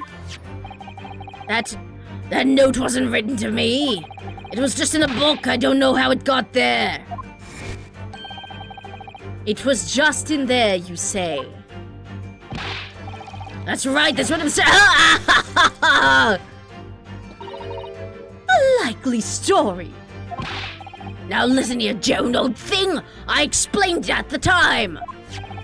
I bought the book at that second-hand place, and the note must have already been in there. I mean, it is addressed to a different man, so...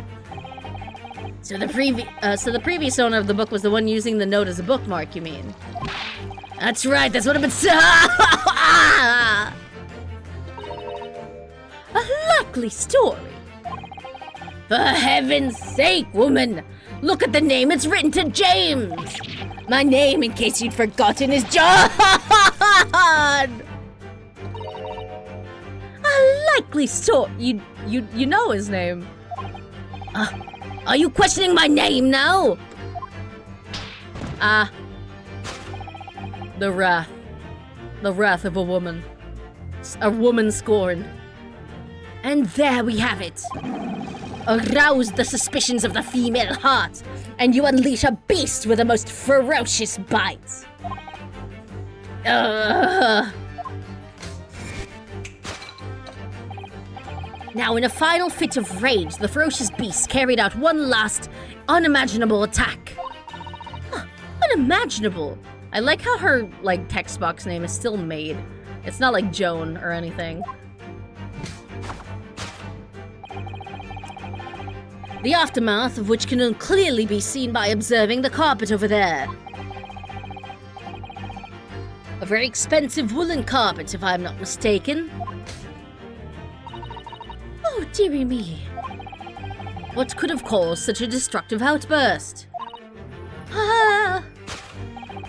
This time, madam, I'm afraid it is you who has inadvertently revealed the truth to me. Your wandering eye has settled upon the answer very neatly indeed.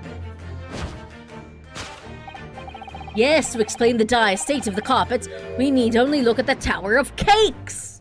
Surely. But surely Miss Garrideb didn't eat the carpet? No, of course not. But there doesn't seem to be any doubt that the state of her disarray that happened in this room is a result of her wild temper. No, that's true. So this is the last part of Mr. Sholmes' deduction that we need to fix. We need only to follow Mrs. Garrideb's gaze, and that will tell us the real answer. Alright, let's see what we can see. Yes! My god, it's the circus!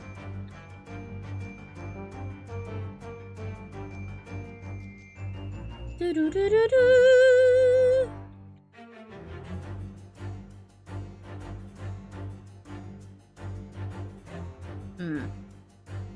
I guess I have to look at the candlestick. This looks like a very old candlestick, doesn't it? Base looks too small. Surely it's very unstable. Looks to me even the slightest knock would make it topple over.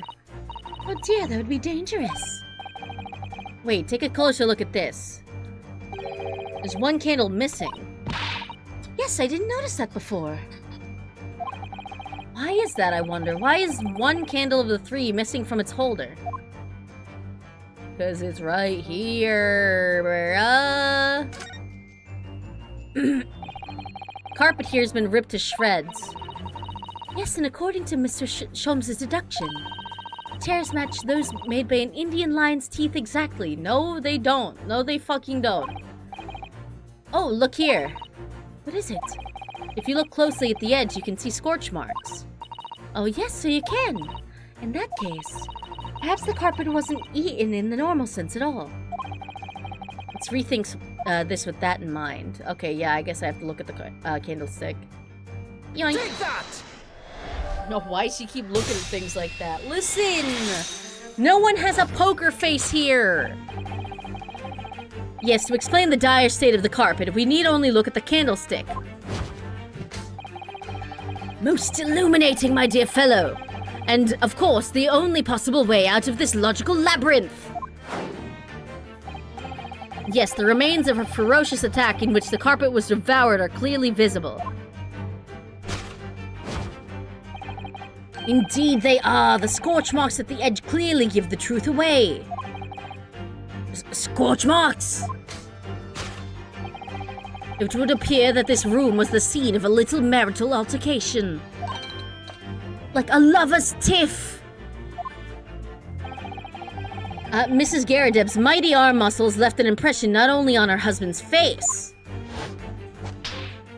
Oof. But on the entire room, the force of a strike caused the candle to fall from the holder. And in seconds, the carpet was alight and the whole corner of the room is in flames.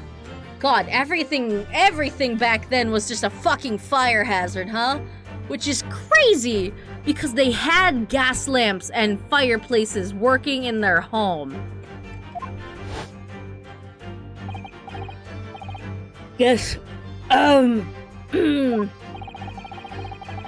the most ferocious beast in this world is neither a violent lion nor a vengeful woman, but fire. Make up your mind, Sholmes. And in this room, that ferocious beast bared its claws and ran amok. I mean, it didn't really run amok. It's kind of just in that corner there. Eloquently put, my dear fellow. So you see, there is but one conclusion here. Sha. Look at this little dance. After the sparks of marital discord flew, this room was the scene of a fire. Nar. Oh shit. Oh shit, he can stand! No way! Mr. Sholmes, sir, I salute you! Oh, he die. Nice. Jiggle physics, bro.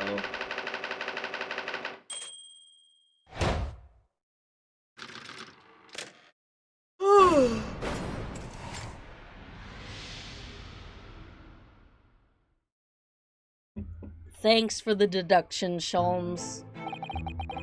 It's the dashed long winter nights, you know, nothing to do but read in front of the fire. Luckily, there's a jolly good second-hand bookshop just around the corner. Buy all my old novels there.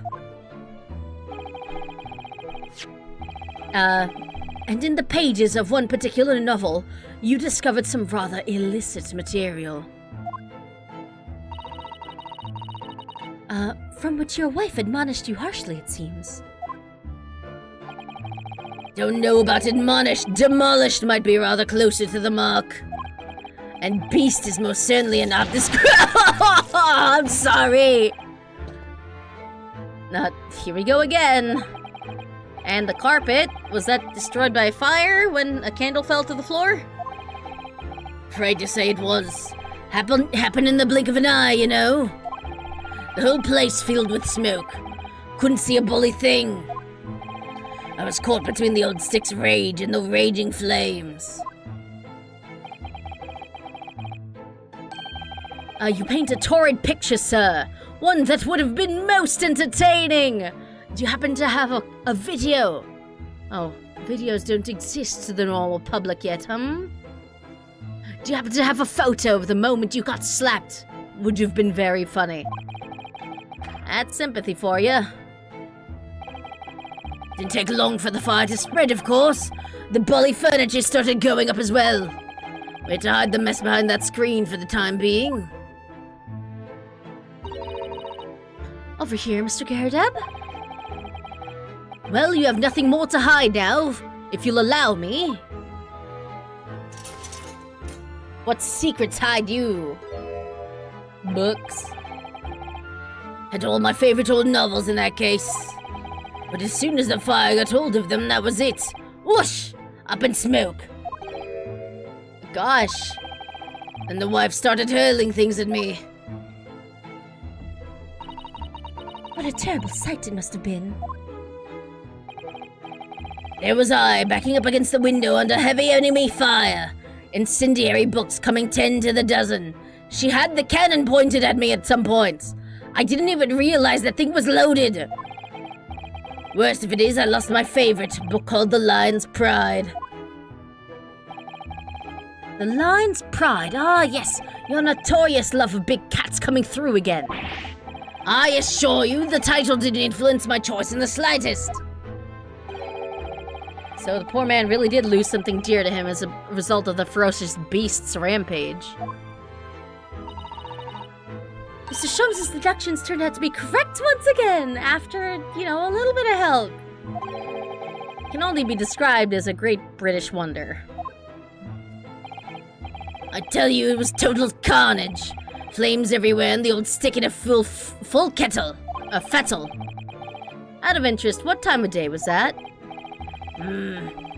Not sure I can remember. It was 2 days ago now. Let's see. Around 5 o'clock, I think. So when the murder was happening. So at exactly the same time. As a terrifying incident was unfolding outside your window on the street below. Even more terrifying on the inside, I can assure you.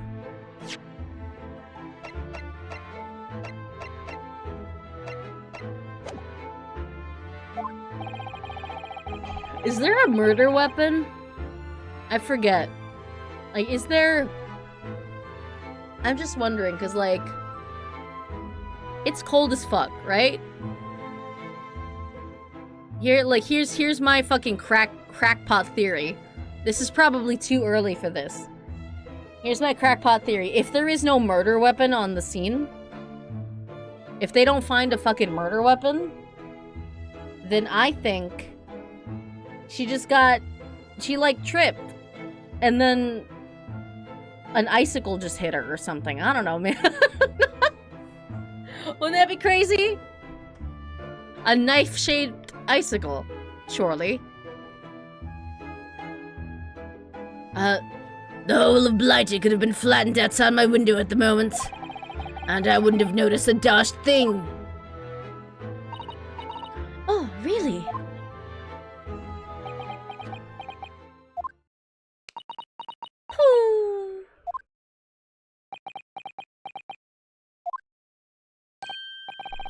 Mr. Sholmes. A murder weapon was knife? Yeah, like, was that established? Like, I know she was stabbed, but she's alive. But also, like, do we have a murder weapon? Was it, like, left in her back? Yes, Mr. Naruhodo, what can I do for you? Well, I think we've got to the bottom of Mr. Gyarados' situation now. But what does that have to do with Mr. Natsume's circumstances? Oh, it doesn't! I can't help you there, I'm afraid. What? My dear fellow, if you recall, I did say as much from the outset. I warned you that although I knew the retired army man to be hiding something, I could not be sure whether his secret would prove to be of relevance to or not. What a waste of time! Ha ha ha ha! I just knew you were gonna say that.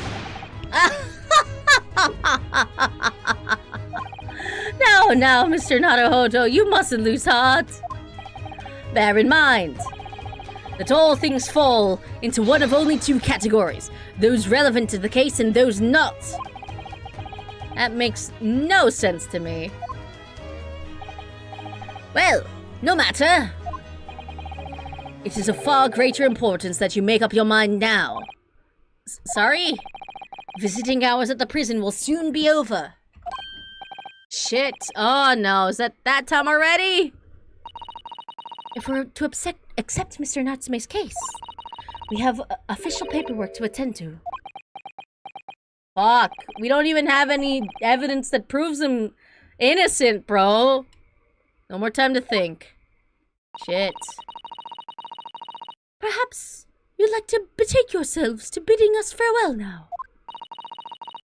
I must prepare supper for Mr. Gyarados, by which I mean I'm going to pour hot, scalding soup all over this cheating fuck's head!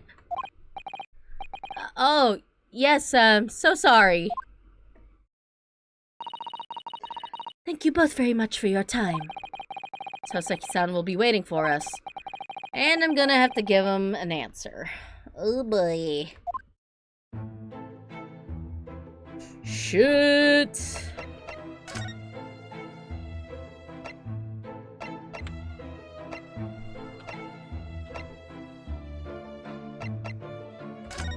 Alright, let's go to prison, boys.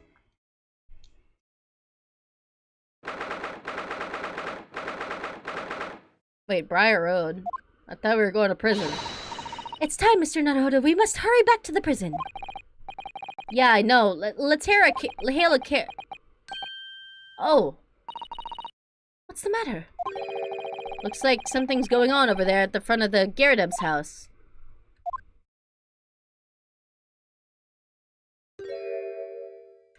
What the fuck are you? What the fuck are you? What is this?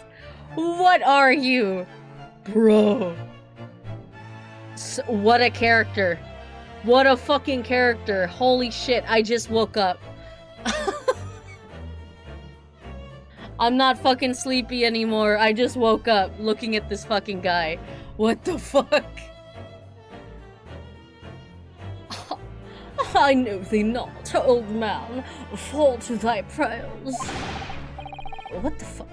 Who you calling old man, you rum-looking nimby-bimney? There are more things in heaven and earth, Horatio, than are dreamt of in your philosophy. Who's this Horatio fella, eh? What are you on about? This guy looks like Popeye. Hey, excuse me. Hey, yeah, that's what I'm saying. Hey, what the? Who are you now? I'm sorry. It just looked as though there might be some problem here. And my associate here, Mr. Ryunosuke Naruhodo, is a lawyer, you see. Hey, a lawyer? What? If I can be of any assistance, I'd be happy to help. I'm from Japan, but I have studied English law. Fine, I'll be on my way for today, but you mark my words. This ain't no— Holy shit, Power Ranger? This ain't over yet. Aha! Get thee to a nunnery! Do I look like a bloomin' nun to you? What is happening here, bro? What a fucking cast. What, who, when, where, and why is this fucker?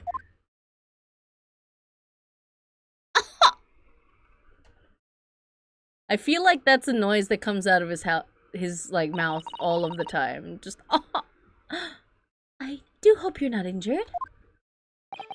Oh, a fair Eastern maiden. Thou art so gentle. Thank you. What was that all about? And what are you all about? It's got the fucking clown bells on your jacket there, man. There are more things in heaven and earth, Horatio, that are dreamt of in your philosophy. I'm not Horatio either. Forgive the inquiry, sir, but are you a lodger here in the Garadeb residence? Oh, fair Eastern maiden, thou art so right. Yes, I do dwell in this humble abode. You live here? You live here? Rules card vibes? Exactly. Mr. Garadeb mentioned that he had another lodger, didn't he? This must be the man. Did he do it? I hope to God he did it. Do you happen to know the other lodger who lives on the first floor? Ah, yes. A gentleman named Natsume. Oh, more worthy of a palmist in my battle of words ne'er could there be. Sorry, battle? Did you say? Did you fight him? Who is the stronger, Hamlet or Macbeth? Mr. Natsume and I sparred long into the night. Is that a euphemism? Oh, I don't want to think about it. I see. Not with you. I don't fully understand, but it seems Mr. Natsume and this gentleman are acquaintances, at least. So, fair maiden, so, a good gentleman. I can tarry here no longer. Fare thee well. What a fucking trio of, like, JoJo pose ass bitches. We got Popeye, we got, like, Oberon, King of the Fairies, and we got, like, Natsume. I didn't really understand him, but I think he's returned to his room. Seems he's unaware of what happened to Mr. Natsume, so he can't really help us. With Sasaki-san and that man as lodgers, the Garadeb house is certainly full of eccentrics. Anyway, I'll go and find a carriage. Yes, I'm sure Mr. Natsume is eagerly awaiting our return. Let's hope we can get to prison before visiting hours are over.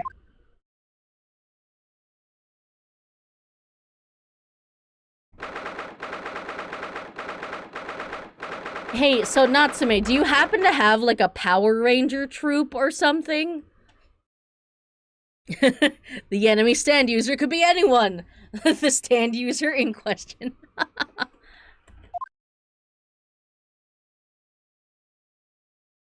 I want an anime where, like, every, like, background character... I know it's so fucking implausible, but I want every background character to be, like, super, like, detailed and, like, complicated anime hair designs, and then the main character is just the most fucking plain and generic person you've ever seen. Like, oh, it's him. It's John Anime. You know? Oh, it's you. You're here. You came. Welcome, student Mr. Naruto Esquire. I can't believe you came back. I'm so touched. And Boku no Hero Academia. Okay. Boku no Hero... Okay, well... No, but the main character has spiky green hair. That's not what I'm talking about. Like, I want the main character to be like... You know what? Like, Natsume is a good example. He has very NPC energy, you know? Like... Just like a normal fucking dude. I want the main character to be like... Kirito's Sword Art Online, but in plain clothing, you know? Like, just in like a fucking t-shirt and sweatpants. And like, he's not... Like, everyone around him has like special fucking traits, but he's just like a guy. We are so sorry to have kept you waiting, Mr. Natsume. Oh, no! Think nothing of it. Relax. If I were a cat, I would purr with pleasure at the company of such fine compatriots. Noble, nurturing, never-failing Nipponese! Okay, now, let's not... Let's, you know, turn it back a little bit. We really need you to dial it down a little bit. It's just not the time. Oh, I quite agree. There is nothing more reassuring than the familiarity of one's native land. On the other hand... Who? Oh, shit! It is through friendship, transcending international borders, that one truly appreciates the facts. Such is my belief, at least. It's you! The miserable rotten spy! Her airlock sholmes! Mr. Sholmes, what are you doing here? I have no intention of doing anything per se, save observing, of course. Is this legal? Whatever do you mean, Mr. Sholmes? Dude, crank down your... crank down your fucking tunes to negative domain. Yes, exactly. Well, having encountered some curious reading material in that gloomful room, and having unmasked the secret identity of that eccentric pair, I decided I should drop in on my way home to see how our divested friend is faring. Gloomful room? At least your accommodation here offers a window, my dear fellow. In that sense, it is the superior option. Yeah, but he don't got no books here. Anyway, I must commend you on your taste in books. My day has been a delight, and it cost me not a penny. Ah, you! How dare you, airlock sholmes!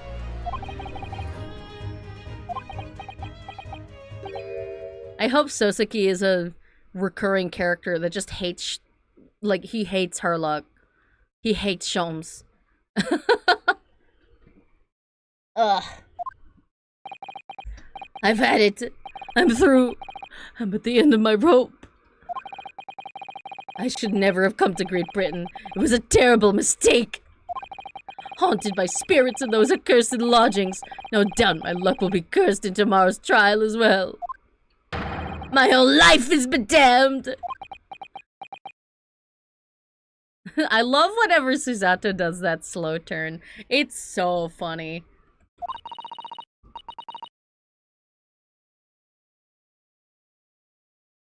Sorry, my kid brother just, like, came in here and, like, jump scared me by stealing my fucking water. What the hell? Bruh. What are you thinking, Mr. Naruhodo? He mentioned that once before, didn't he? That his lodgings were cursed, I mean. And there is much truth in Mr. Mustache's words.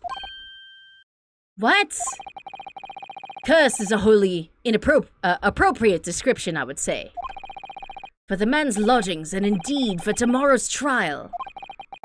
What's that supposed to mean? Ghost. Sir, if you find anything that's, you know, it's like, oh, you've been fucking, I don't know, like, if you find anything that's like, oh, like things are moving, like, to places I didn't put them, or like, I don't know, like, cups are breaking and shattering and stuff, that's just your cat. That's just your cat. You need to understand, man. Yeah, so you want to take a look at this, man? We found this receipt in your room, Mr. Natsume. That's right. I went out to buy some new old books. New old books. Isn't that a contradiction in terms? No more water? You fool. I always have a second bottle.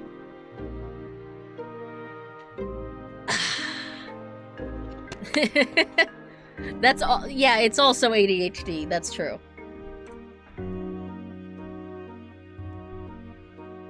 And it was on your way back to your room that you saw the woman being stabbed. She's dead! I thought to myself, she's dead! My mind went completely blank. Before I knew it, I was back in my room, trembling like a leaf. The bookworm hoping to worm his way out of a bad situation? Mr. Naruhodo, please do be careful not to think such disparaging thoughts. How could you possibly know? You're a very loud thinker. Cursed trial. Mr. Natsume, what did you mean by what you just said now? About the trial tomorrow being cursed? Oh no. Why are you looking so grave? You're making me nervous.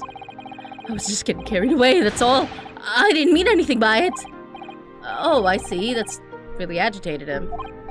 You don't mean the trial really is cursed somehow? Well, kind of. You know, even if we get you a not guilty, you know, I think the prosecutor might kill you anyway. Starting to think Susato has mind-reading powers. Yeah, it's either that or Ryunosuke speaks his thoughts aloud like a weirdo. Are you referring to the prosecutor, the Reaper of the Bailey? The Reaper? Oh no! What do you mean? Please, tell me, summarize it succinctly in 16 salient words! No defendant has ever survived a trial in which the Reaper stands for the prosecution ever. Nice.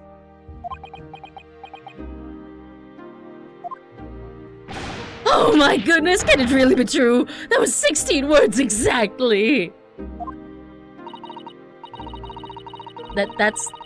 Did you hear the other part? Okay.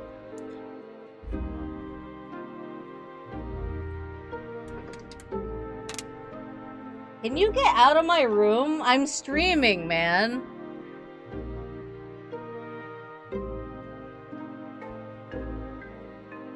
He came and returned the bottle he stole and took the bottle he didn't.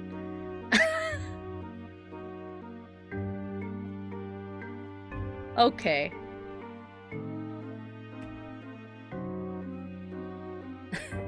Cat? No, my kid brother, but he may as well be. Yesterday, Mr. Naruhodo successfully defended someone against the Reaper. But then, after the trial was over, the defendant passed away in unusual circumstances.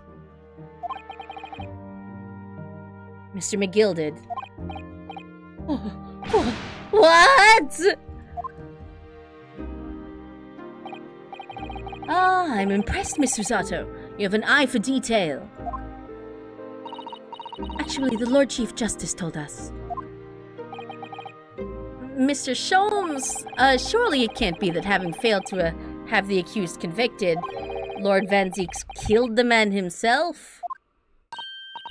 Oh no, he couldn't have, surely. He did watch it happen.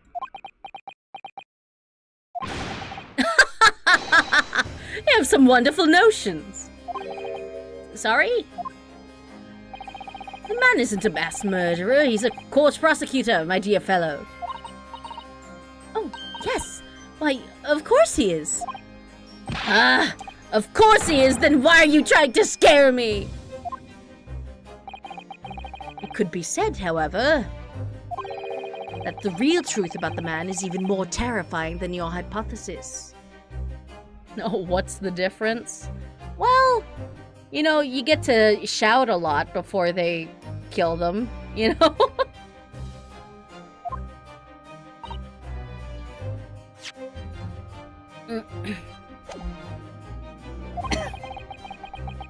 What on earth do you mean by that? Fuck. Water went down the wrong hole. Wrong pipe. Fuck. The Reaper. Van Zieks is a quite exceptional man. However, in London courts of law, exceptional does not equate to winning every case without exception. Ah, that's good. Sasaki-san looks he's going to cry tears of joy. As you are no doubt aware, in a British criminal trial there is both a judge and a jury. The judge officiates based on the letter of the law, whilst the jury offers public opinion and common sense.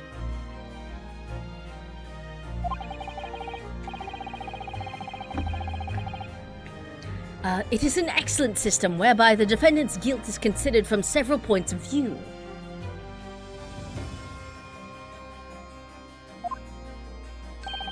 However, public opinion in particular is somewhat easily manipulated. Right. Criminals and corrupt lawyers, for that matter, can use it to their advantage. By any means at their disposal, contriving evidence, calling imposters sus as witnesses, and so on. By such underhanded means, those who would want to are able to sway the jury. Which means that even in the light of irrefutable evidence, the prosecution can fail. But it means the wrong verdict can be passed. And sadly is from time to time, my dear madam. It is simply the reality of the situation. And that's all right. However, those indicted by Lord Van Zieks cannot escape justice. The fate is sealed. Oh my! Though the adjudication may seem to leave the courtroom with their freedom, within months they all disappear. It is most striking. Disappear? But how? Ah, by all manner of misfortune, sir. Perhaps they are trampled under a passing carriage. Perhaps they fall into the Thames and drown. Perhaps they are suddenly overcome by a raging fever, or perhaps attacked by highwaymen. Oh, no. All examples of the reality of events here in London, I'm afraid, Mr. Naruhodo. I mean, I guess you never run out of fucking cases, huh? Maybe you're doing it. Maybe Sholmes is guilty.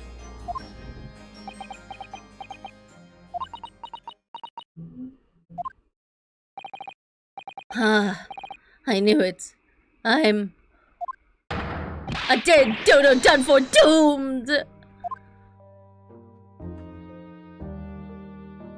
Yeah, kinda. Anyways, your house is also cursed. When you said accursed lodgings before, you were referring to your room in Mr. Garadeb's house, I assume. You mean to say you believe the place is cursed? It's been a year now since I came to Great Britain, but I'd only been in London a week before I started to notice strange feelings in myself. That didn't take long then. Everywhere I looked, there were foreign faces staring at me, laughing behind my back. I was sure people were talking about me. I started to become nervous about going outside. They were always staring at me, all the time, from dawn till dusk. So I shut myself away in my room, but even that didn't help. The fear wouldn't go away.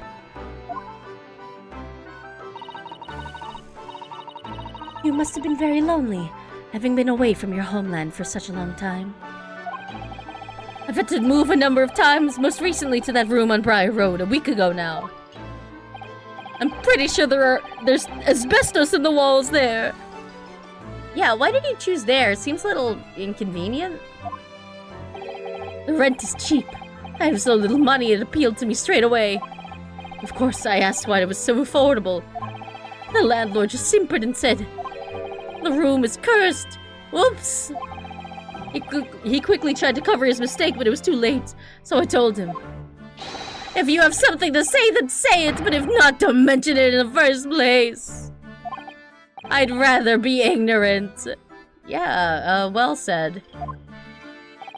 But it was true. It was all true. You mean the room really is cursed then? Ever since I moved into that windowless hellhole. My sleep has been plagued with nightmares.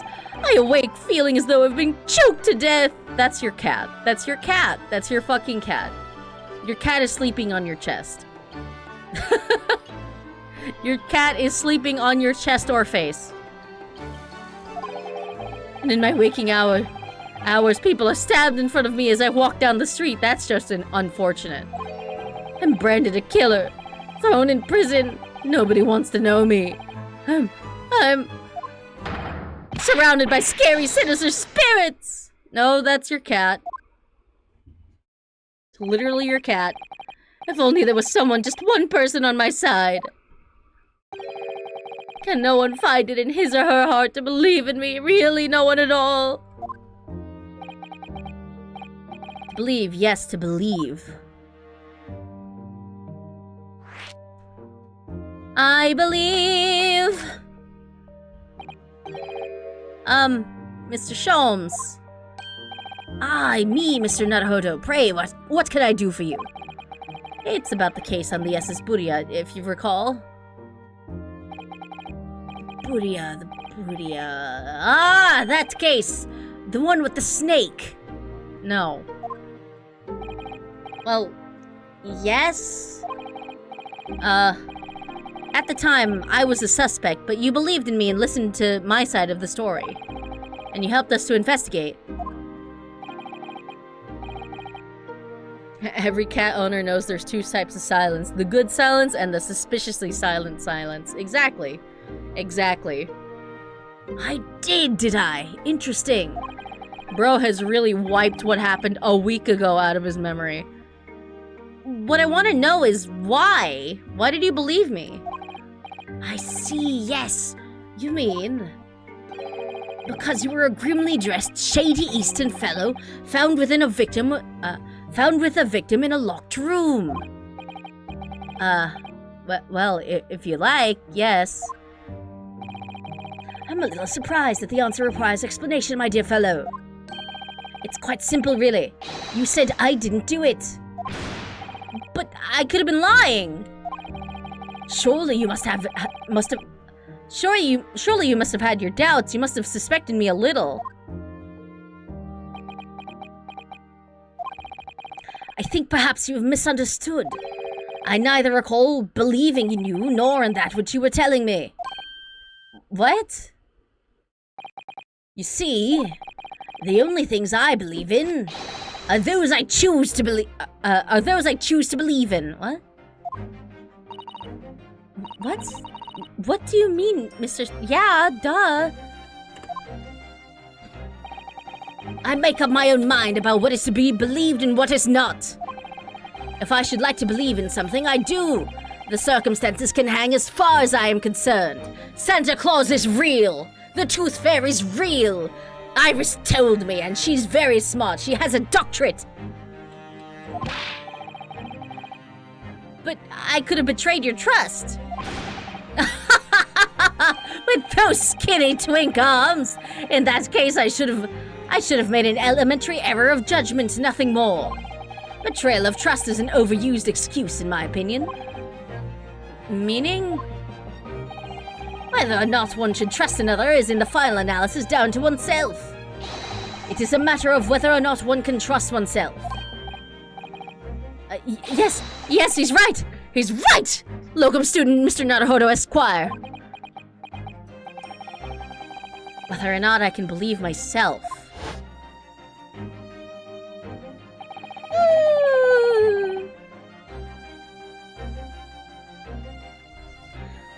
A defense lawyer is only as good as his faith in his client. And that comes down to how much faith he has in himself.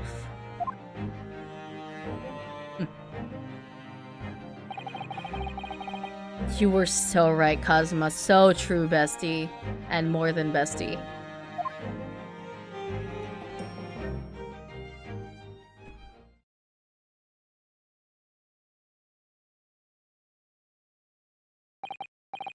Well, my dear fellows, it is time we were leaving, I believe. Already? Visiting hours are over. The guard will be here shortly to escort us out. There is a restaurant near here that serves excellent trout. Would you care to join me? Oh dear, there is never enough time, is there? Pooh. Mr. Natsume, if you'd like, in the trial tomorrow, I'd be happy to represent you.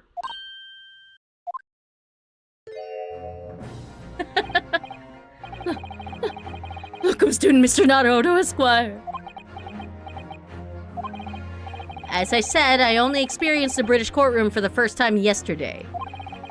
And although the man I was representing was found not guilty, I lost sight of something crucial. Something crucial! What to believe in, the defendant's justice or the truth. How to believe, even. But I think I finally worked it out. I've decided I must believe in myself above all else. To trust my instincts. Yes, Mr. Naruhodo. Go get him, boy! And my instincts are telling me that you, Mr. Natsume, are innocent of this crime. Mostly because I really can't see you, like, stabbing anyone. You seem really pathetic. And it's imperative that we prove that in court. Welcome, student Mr. Naruhodo Esquire. I will fight for your innocence until the bitter end, with every weapon available to me. Which is words, mostly, but I guess the fucking... like, prosecution's allowed to throw wine glasses and, you know, whatever the fuck else people are gonna bring into the courtroom.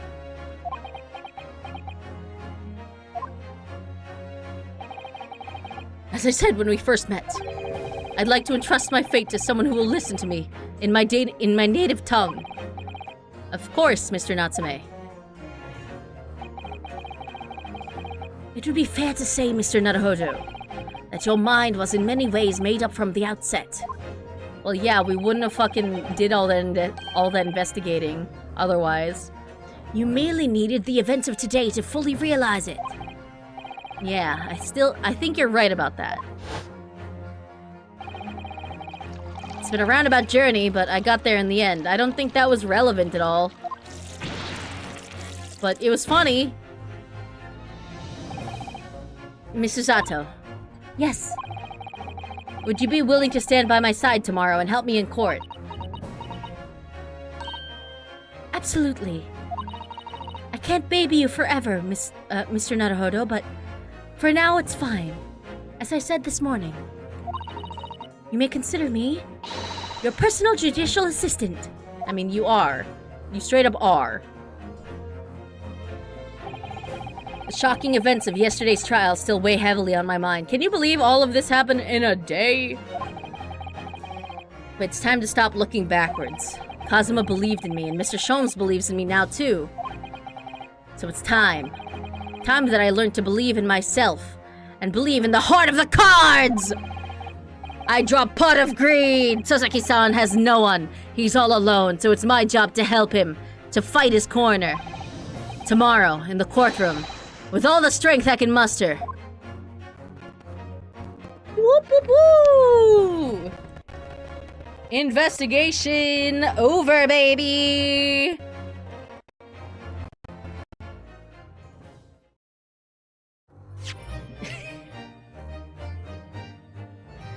I fear the day that Susato becomes legal and takes off to take over the world. Yeah, roll credits. The world is over. Susato will throw the fucking earth the moment she turns legal. Oh, God.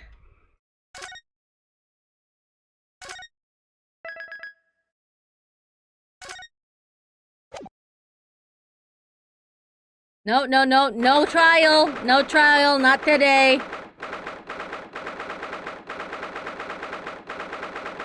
I just want to go back to the title screen. Don't save. Because I already saved. Oh, we're in prison. I guess we're gonna be in prison, guys. Until next week. Well, actually, no, not next week. I'm on vacation next week. What am I fucking saying? The week after. Oh, it's been a good one, people. I will be back in September. So, I'll see you all then. Oh, and I probably won't have internet, so I can't promise that I'll be active on the Discord either. So, I hope you guys can entertain each other in the meanwhile. Such confidence saying don't save, I already saved. Listen, I don't like over-saving because I've done that enough in Fire Emblem, alright? Alright, thank you all for watching. I will be back in September. Peace! Bye-bye!